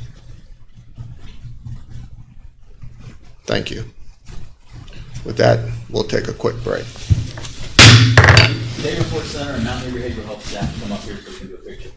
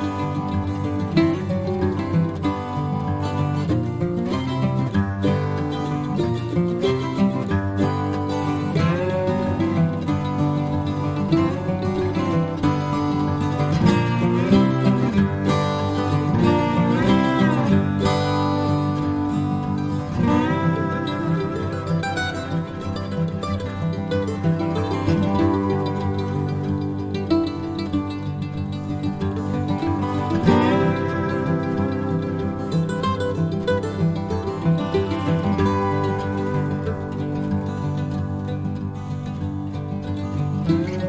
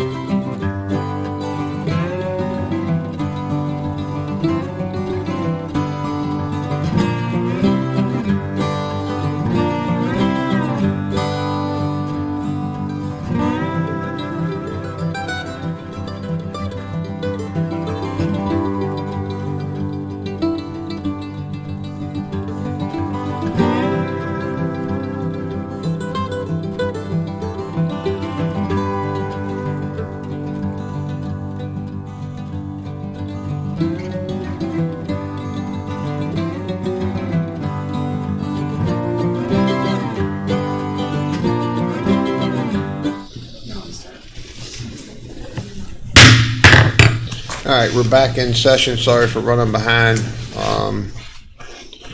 Next on our agenda, John Cornelis. I'm probably mispronounced your last name. I do that all the time. Ridgecrest Estates. So you have some Ridgecrest Estates community concerns. Please state your name correctly if I didn't do it right, and tell us why you're here. John Cannell. All right, and tell us where Ridgecrest Estates is, so we make sure everybody understands. Ridgecrest Estates is off of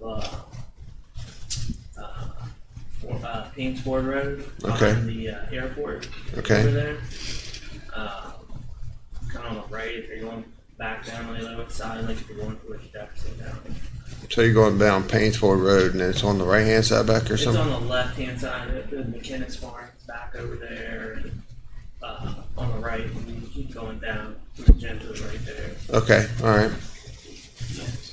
I appreciate you guys letting me come in today and hearing me out for your time. I'm a pretty unique situation, to be honest with you. Some of you might have heard of what is going on. Maybe some of you haven't. I just want you to imagine for a minute everything you've worked for in your entire life. All the different jobs you've had, the scrapes, the beat-ups, everything on a job that you've done. I'm in construction myself.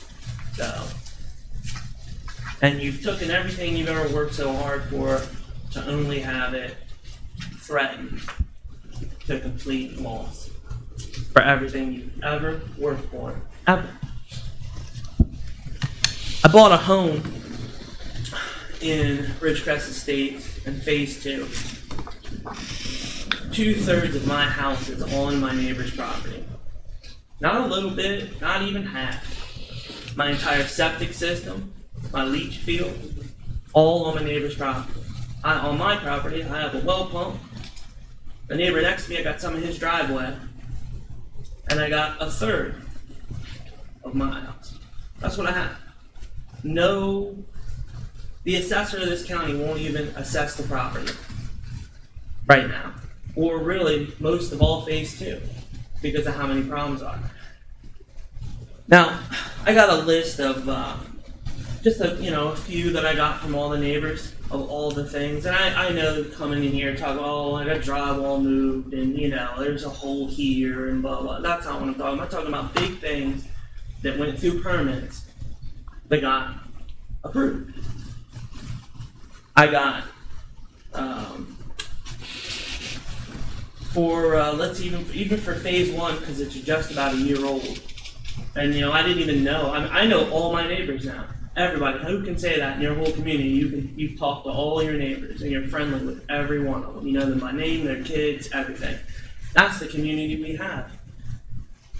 Because we've all been brought to the same thing. There's so much I just want to kind of go over this first, if it's okay. Lot 7 in Magenta, the driveway sinking over the drainage pipe. It's been fixed, like the guy that's brought people in to try to fix it over and over again. They had the wrong floor plan from the builder 3 different times with 3 different corrections. And everybody on Magenta, when you come in on, everybody on the right side, there's a wooded reserve area where the people aren't actually allowed to utilize that property. Like, they can't build anything, they can't take trees down. The county has to go out there, and if it needs maintenance, they have to pay to have the maintenance. They weren't even told this in closing for all those properties. Nothing was disclosed at all. We've got, there's a lot of driveways it looks like here. I'm sorry, I'm going off a list. I asked all my neighbors to kind of give me just kind of an easy rundown for you, to just tell you how bad this community is in right now. Another driveway sinking. We've got where they've actually gotten fined from the EPA, who I called. Because I've had enough. When you come after my life savings, I'm going to come right back after you. So the EPA came out and gave them 6 citations. They were taking trees. All the knockdown from a builder. Usually the builder cleans up. They knock the trees down, they take them away. Not here. We just push them to the side. And they got in trouble for that, for taking debris from one property and putting it onto another. And they continuously do it. We have wells. My neighbor, who I live on his property, pretty much, you could say I'm renting as the running joke goes. His well is actually leaking into the water easement. So his sewage is going into it. We know because we got dye packs, and he put dye packs in it. We found dye in the easement now. I mean, it just gets worse. The Berkeley County Storm District has been out there so many times, and I've heard all once from them that they said that there should be a complete site shutdown. It has not happened yet. They're still up there tearing up phase 3. You know, and I know it's their land and they can knock trees down or do whatever they want to do up there, but they can't build. Thank God. The West Virginia Health Department came out to look at the septics on our property.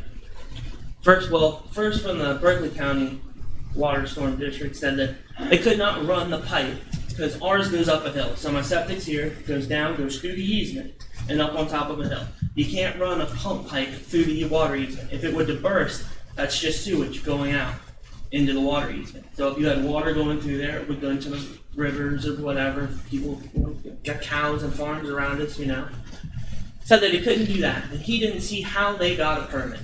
They don't know how it Who said that? One of the guys from the Berkeley County Water District. Berkeley County Public Storm District. Yeah, public storm. Yeah. I don't understand. Yeah, because I don't understand what you're saying. So you're saying they said you couldn't run a sewage line through a dip? You couldn't do it through the easement. You weren't allowed to actually run the pipe through the easement because if the pipe broke, you'd have sewer through it. Well, what I was told. Right, Other thing is the West Virginia Health Department said they shouldn't even put them up there. One, they weren't on the plans to go up there. Okay? And 2, because for mine alone shouldn't even be on the property that it's on. So do you have any emails or letters or anything that you can give us that shows what these statements are? I don't. These are from guys that I talked to on the phone that work there and people they had sent out. Because they just came out of last week, so told my neighbor to get dye packs for his and that they would leave them there so he could come pick them up. You said your property, you bought your property, how long have you had your property? June 18th is when I closed. And you didn't, there was no property corners when you bought the property? The property is 1.5 acres. My neighbor's is 2.5. The stakes in the front were not there. None of the stakes they had were there. I had to beg them. How long ago was this? Doug, leave that door open. Yes. On the 18th we closed, and then probably a week or 18th two of what? of June, this June. Okay, so you've just recently, isn't that a requirement that the property corners have to be in? Mm-hmm. Okay. Weren't there. I mean, I'm still wondering how a permit for occupancy could be even given. To me, you have a builder who's lied to the planning commission. They lied. And not only did they lie, if I wouldn't have brought this up to the planning commission when they were going for phase 3 for approval, their built-in that they did, so saying where everything is and where it is, right, wasn't even right. It was still the original that they had. It wouldn't say where the houses were moved to the wrong places or anything. They just recently had to because the county planning commission made them do another one and actually tell where the houses are. When they were doing the survey, the guy's on my front porch. That's where because of where the line is, where it goes right through my house. So is house location survey still a requirement from the bank? Well, generally houses require, financial institutions want a house location survey. So did generally, you're supposed to have all the property corners set. And I don't want to say that, that rests solely on you, but it's supposed to be, it's code. I've bought a lot of property in the past myself, and I always right, but they were going off a different post in the back. And the problem is they were telling the health department, even when they were doing the the leach lines. That the one post that they were going that was tagged, it was actually the farmer's post that he had put up, but it had a tag on it, was the post. That's what they were trying to go off of. So, best case scenario to kind of explain it is my neighbor's property goes like this, pretty much, right? I'm sitting right here.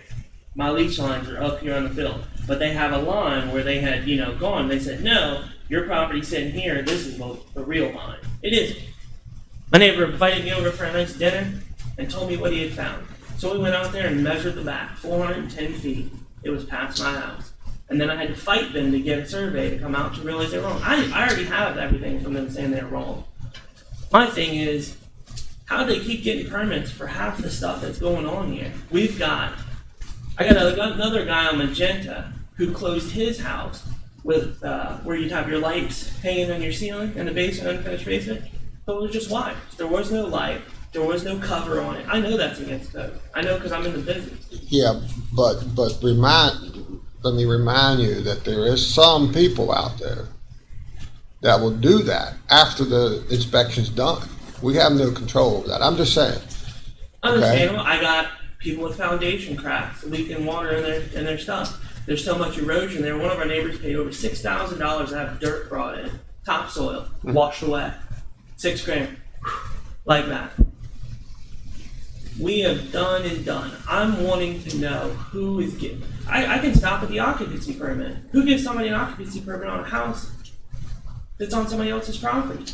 We don't do surveys, sir. That's not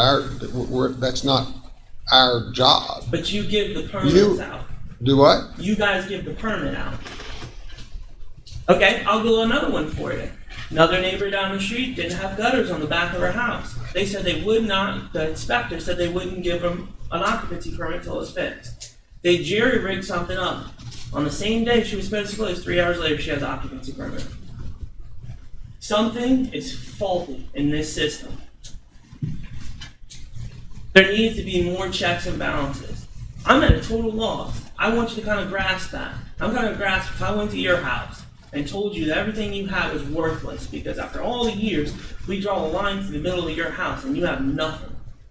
To grasp what I'm going to go into here. And I'm not blaming anybody here on this council. What I'm blaming is there are people that are working for the county and aren't doing their job correctly. Well, I disagree with that statement, sir. And I'm not here to get confrontational, but a lot of the things that you're talking about is the responsibility of you, the homeowner. All right. So, but we'll check into it and see if there's something that we've done wrong. All right. But we don't do surveying. We survey the plats and the subdivisions are approved through the planning department. There is inspections on the road to make sure it meets the criteria of the subdivision regulations. And then there's a permitting process through our engineering department that we go out and do inspections. There's a lot of things that happen after the inspections are done or during the inspections that we don't have any control over. We don't have control over quality. We have control over whether it meets the code. Okay. All right. Now let me finish for a second. So it sounds like to me, and I'm not, like I said, we'll check into it. But it sounds like to me you all have more of a civil case than anything else.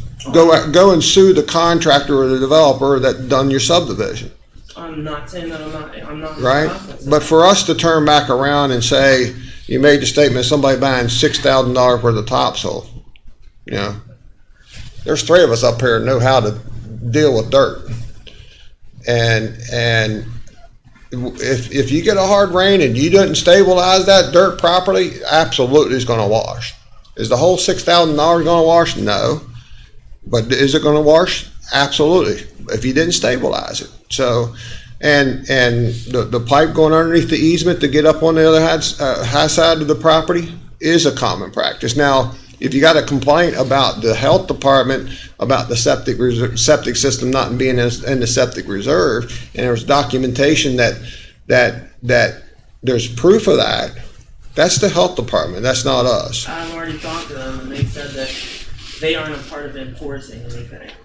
Also, if you've got an That's what was as-built, told to me. if you've got an as-built that was turned in from an engineer to the county approves the as-built. The engineer is the one that has the license and does the surveying and creates that as-built. So, Right. so Right, and that what I'm saying is that they turned it engineer, in. yeah, but that's not a county employee. That's a I'm- private engineer I'm not that saying created there that is. as-built.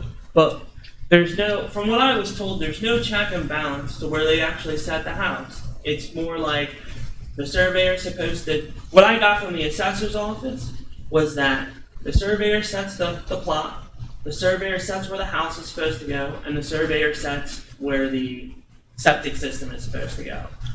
From what the planning commission approves on the plans. Well, That they're supposed to stake everything out. in So- no, they're not supposed to. In some some places, some builders will have them do it. Most builders know where the property line is, know where the septic reserve is, and they set the site the house. That's fine, but who's the checks and balances that says the house It's your is in the right contractor place? and The the checks and engineer. balances, the checks and balances are going to be when you purchase the property and you get a plat of your property. When you purchase the property, you should get a plat of your property and it shows. I mean, and that's what I was saying earlier. I've never bought a piece of property without having a survey done on the property so that I know exactly what I'm buying. I've never bought a piece of property without looking up the covenants and restrictions and what codes are allowed in that piece of property. So that part isn't up to the county to do. That's up to the individual that's purchasing the property. Right, and I got it. It was the same one that they gave York County Commission, Planning Commission. And it looked right on paper. So that doesn't mean that it's the county commission or the county I'm not engineering saying- I'm that not- did something wrong. That means that there's somebody else and that did something wrong, obviously, and that goes back on them. So for us to create a whole department that's going to start looking at surveys and evaluate whether surveys are done properly. You know, these guys are licensed. They come to the county and turn this information into the county planning department under a license. So it's assumed that what they're doing is correct. Right, I'm not saying that it's the county's job to do these things.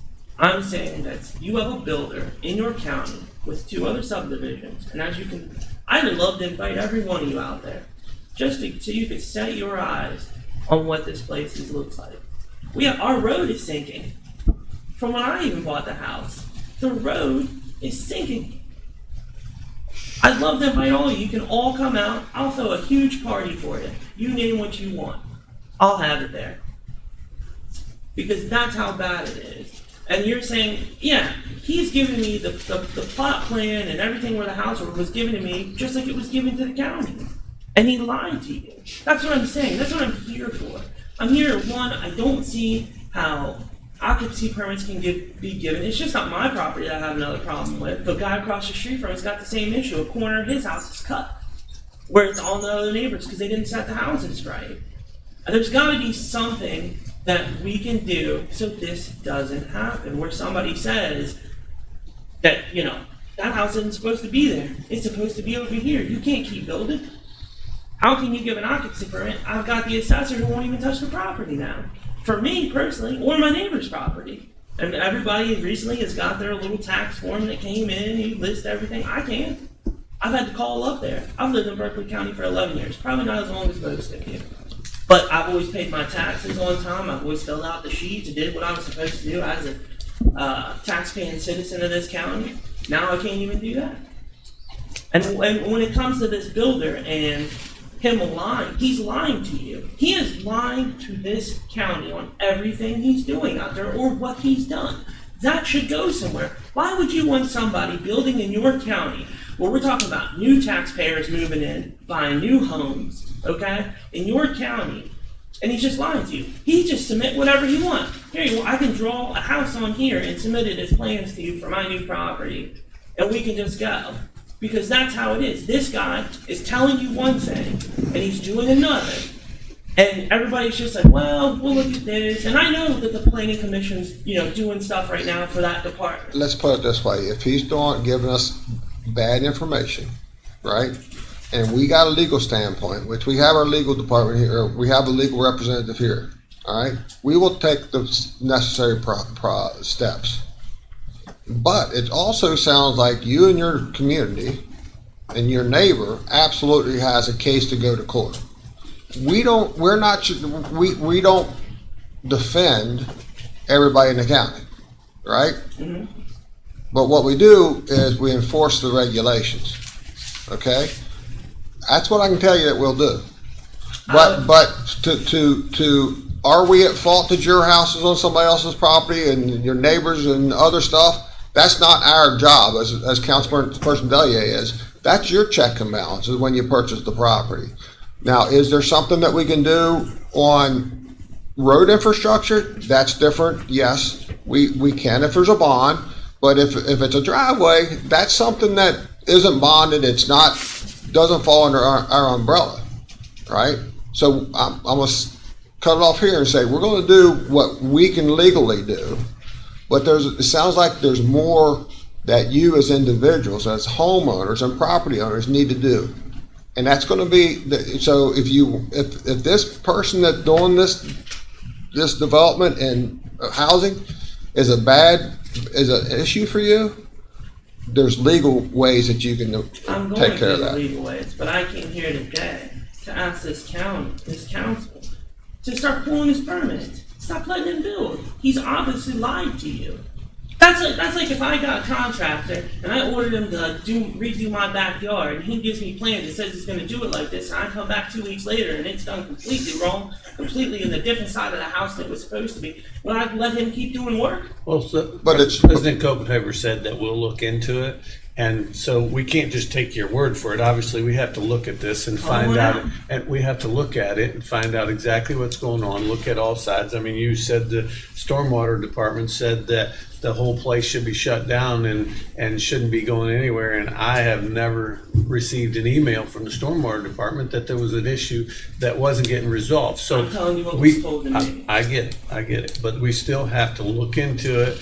We still have to have our legal staff look into it, find out what exactly is going on, what is something that we can address, and go that way before we can answer your questions or solve the problem. I understand. I just would like to be kept in a loop of what's going on with this guy.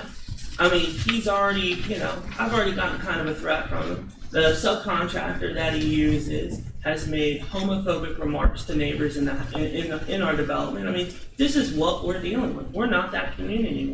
Berkeley County's no community for everybody. We got problems, but we try to fix them as a community. And we accept different people or different than one person or the other, or they're not different. Because everybody's just, got their own way they do. And I sympathize with you. I mean, I built a house one time in a subdivision, and I staked it out myself, and I was in the subdivision trying to stake out a piece of property, and I looked at it, and had to call a surveyor in because I seen the exact same thing. The guy that was beside me, his house, property line went right through the middle of his house. And that was the only time I've ever seen that. But that guy was, and the only way he resolved it was to hire an attorney, and he got the situation resolved. But yeah, I mean, I was getting ready to build one right next door, and the property and front boundaries were there, and the back ones both went to one. And wasn't supposed to, it went right through the middle of his. Well, that's what I'm saying. The survey I'm going off isn't just from the builder, it's the same survey they gave you. So I'm going off of, if the county says this is okay, then it must be okay where everything is said. I mean, how many people go out and buy a house, go, oh, why don't I call the surveyor out here and go ahead and get that survey? First of all, those plats are approved before there's any houses on them. I know. But I'm saying, even when he did his as-build that he just tried to turn in, if I wouldn't have said something, nobody here would have known that this was going on. The as-built are done on the road infrastructure, not the house. Right. All right, well, they just went to tell as-built where everything actually was, where each driveway was. The driveways aren't in the same places. I got a house on the end on the corner of Magenta and Nugget that's supposed to be on Magenta. But do you realize that the plats, when they do a plat and they put a driveway on there, that's just to basically figure out impervious area and stuff like that, that doesn't mean that the driveway has to go in that exact location, not unless it's on a state road Yeah, for but visibility. I'm trying to use, I have all the plans, I've pulled all of them. No, but just so you understand, and the house location on those plats doesn't mean that the house has to go in that area. The septic reserve needs to stay in the septic system needs to go in the septic reserve, not unless they went back and re-perked the property and changed the septic reserve.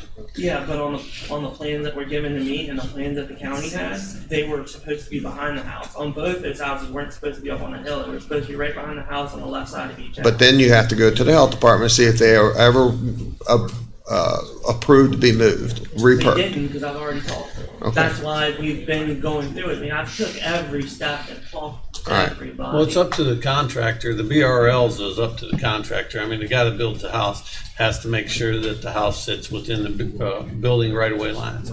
I mean, that's up to the contractor. Yeah. So if the contractor failed to do that, your beef is with the contractor. That's not. I know it. But what All my right. goal But- here today was for you guys to put pressure on this builder, because obviously he's lying to you. I mean, that's all I can say to you. We can only do with what's in our legal rights, and we're going to tell you one more time, and we're going to stop going around circles here, that we're going to check into it. All right. thank Okay? Mr. President, if you'll allow me, this was first brought to the Planning Commission's attention on August the 2nd, which is a little bit more than 2 weeks ago. The next day, Council President or Council Person Belkenauer, who sits on the Planning Commission, discussed it with me. I talked to Heather and Brian and their staff about it, in Jeff. They have been working collectively. Your staff is aware of the situation, and they are working on it. They're looking into it. Yeah. They had the developer, the surveyor in the meeting to see, Mr. Canal, what can be done as far as, adjusting lot lines and this kind of stuff. You weren't involved in that conversation yet, but somewhere along the line, I think your community needs to be involved in that conversation to find out what the outcomes are, so that everybody can rest with a little bit of comfort. But the staff that we have, they are actively working on a solution. But that solution has to be accepted, by the residents as well. Right. But they are working and looking into your situation. Right. And the thing is, I know you guys have, I talked to you the other day, and it's good to know that the county is doing that. It's just a frustration that there's just so much wrong out there. You know what I mean? I've talked to realtors. I've talked to other builders that I know that build multi-million-dollar homes down in Loudoun County. And they've never heard half the things that are happening. And they're like, geez, and I talk to people to try to get, assessment of the property. I can't get anybody to touch my house. To even go down there, or my neighbor's house. And I'm not in here to start, I didn't come to point fingers. I came for help against. And we understand that. We hear you loud and clear. Yeah. Okay. So I just want to make that, I didn't come to point fingers. I came to get help from the people down at the checks and balances of our county. And we'll be working towards that. All right, I appreciate your time today. Thank you. Thank you. Thank you. And I guess Heather and Brian and Doug will keep all of us in the loop, keep him in the loop. Okay. Larry's here. Larry, Mr. Hess? Sure.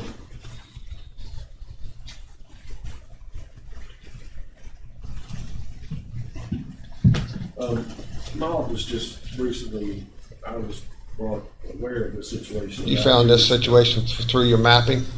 Well, I had one of my appraisers out there. Mhm. There's 7 lots, 7 new houses. We have to pick them up. Right. Okay, so he goes in there, and I think he contacted, or they started talking with the people in there, these guys, and they didn't want him to appraise or sketch their property. And they asked him to come back and ask me if I could do anything about that. I have to go in there, that's my job. I have to go in there. They're completed houses, they live in them. They have to be put on the tax record. Now, anything after that's out of my jurisdiction. I mean, if there's a legal situation, or if they, if they need to do a boundary line adjustment, they could do that, get a new plat, bring it in, we'll change the, switch it around, but they have to go on the tax records. I cannot, just want to let everybody know that I have to send my people out there to sketch those files. Mm-hmm. And, now if there's something wrong with, like, Mr. Canales was saying that the road was sinking in and things wrong with the property, they have a right to come in and appeal that. We can make adjustments if there's something wrong with it later during board presentation. And then we can take care of that side of it. Yeah, well, I can assure you that there'll be some of us go through the subdivision and be looking here real soon. Yeah, but I just want to let them know and the council know that we have to go out and sketch those properties and put them on the tax records. Then, No, I understand. we can do this. Right. We have to do that later. Yep. All right, thank you. I have been in the subdivision, but I did not know about the boundary lines, but I'll make another trip. Thank you, appreciate it. All right. All right. Zach, come on up, please. Just maybe give some input on what's happening. Mr. President, I'd caution you that he's not on the agenda, so, Well, it's about the same, okay. I'm just- same thing. All right, Mr. Wahlberg. And I had no intention of attending this meeting. I was actually supposed to have a meeting in engineering if they could show up, but I have been in contact with a few of the residents in East Crest. Zach Walburn, I'm the MS4 coordinator at Berkeley County. And so I think the gentleman that spoke, I think he's referring to a conversation that one of my inspectors, Dave Cumlin, may have had with him. We do have an active notice of violation on Ridgecrest for a multitude of different violations. And the way our process works, we do have escalating enforcement. So typically, if we find a violation, we'll issue the notice of violation in accordance with the stormwater ordinance, try to work with the developer or contractor to correct the violations so it can be resolved. Mhm. I think what we found, we have issues that have lingered for well over a year at this point in terms of disturbance that has happened within the 100-year floodplain of Buzzard Run, all of the stormwater management That's facilities. okay. We don't need to know the details, Zach, but basically you're checking into it. We are checking into Okay. it, and I just wanted to pretty much say, Dave Conley is actually scheduled to reinstate, like you all have mentioned, we are working closely with Berkeley County Engineering, Berkeley County Planning, the Health Department, DEP, the EPA. So all of these parties, once all of these concerns were brought up, we immediately jumped into action. So I really just wanted to come up here and let the community members of Ridgecrest know we are actively looking into it. And if that inspection report does come in today and it's unfavorable and it receives the failing score, that next level of escalation is a stop work order for the community. So All right. those are likely the steps that may happen if it does happen to fail today. I understand. Thank you, Zach. Yes, sir. All right. All right, Brian.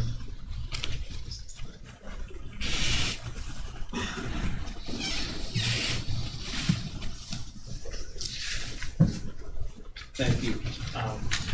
Although I understand John's concerns, we as a county do not regulate placement of structure on that lot. No, I understand. It gets approved through planning, now through our criteria, through the permitting process, so that John understands his actual house itself went through a footing, vertical wall, backfill, groundworks, sill plate, slab radon, rough in, insulation, and final. Based off the criteria of the IRC, which we cannot critique workmanship, it's what meets code. And that residence of yours did pass those inspections. Although I understand his frustration towards the placement. But we do not go out and look for that.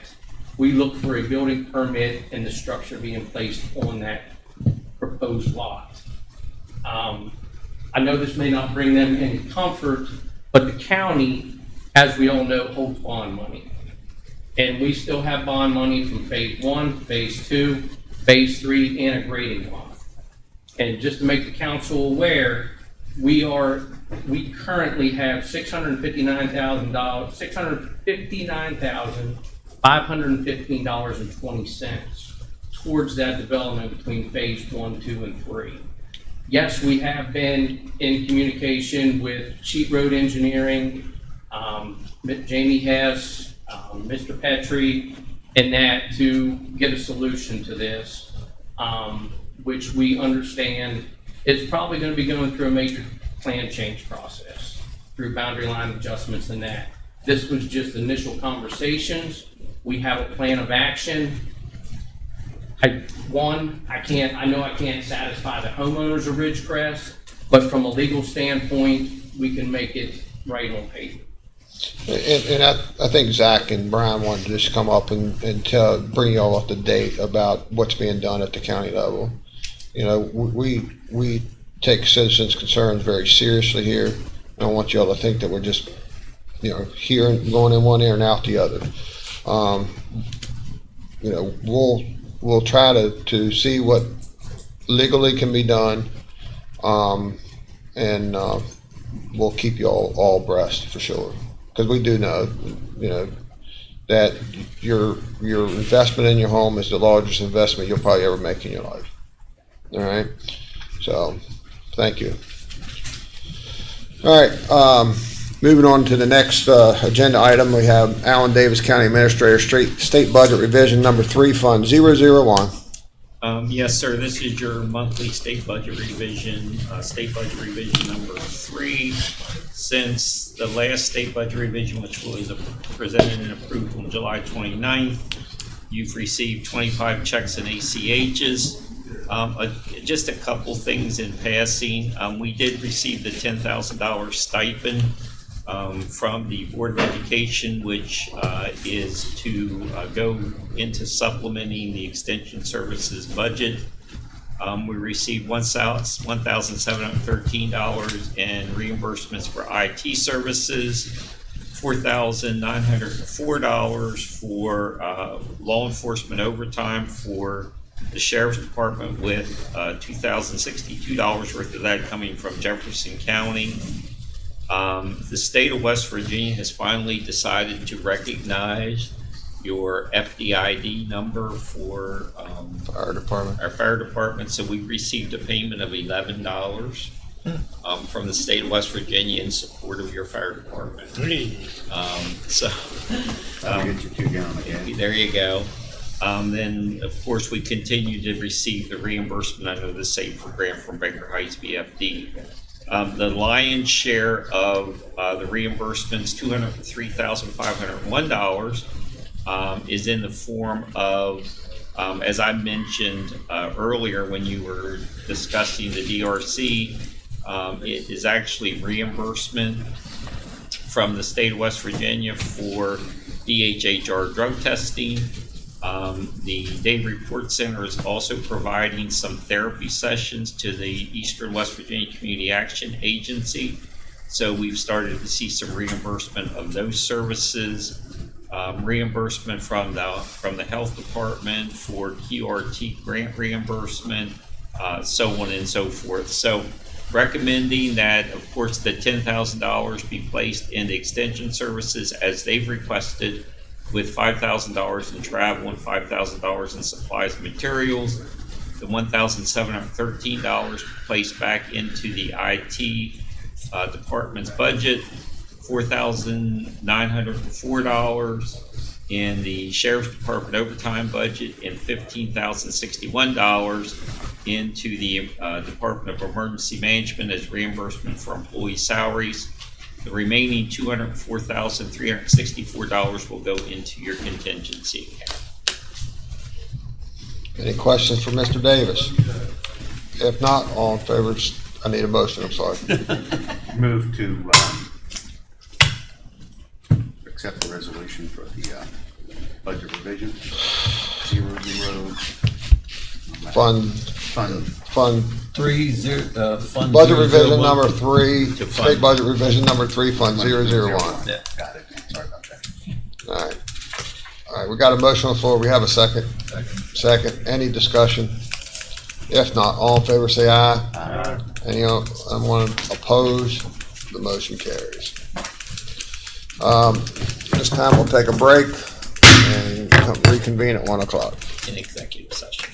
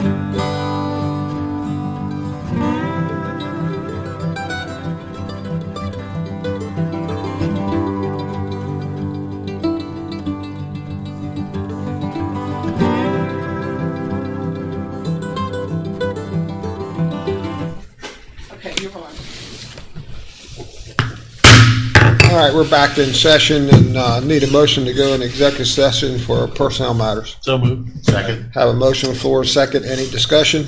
If not, all in favor say aye. Aye. Anyone opposed? The motion carries. We are in executive session.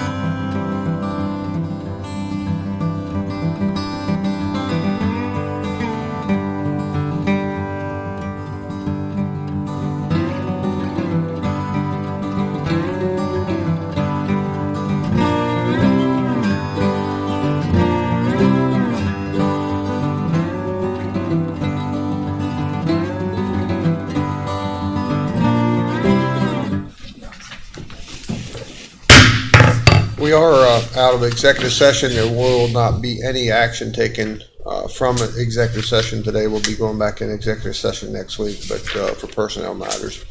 Mr. Barnhart, if you do me the honors, Mr. President, I move to recess. we are recessed.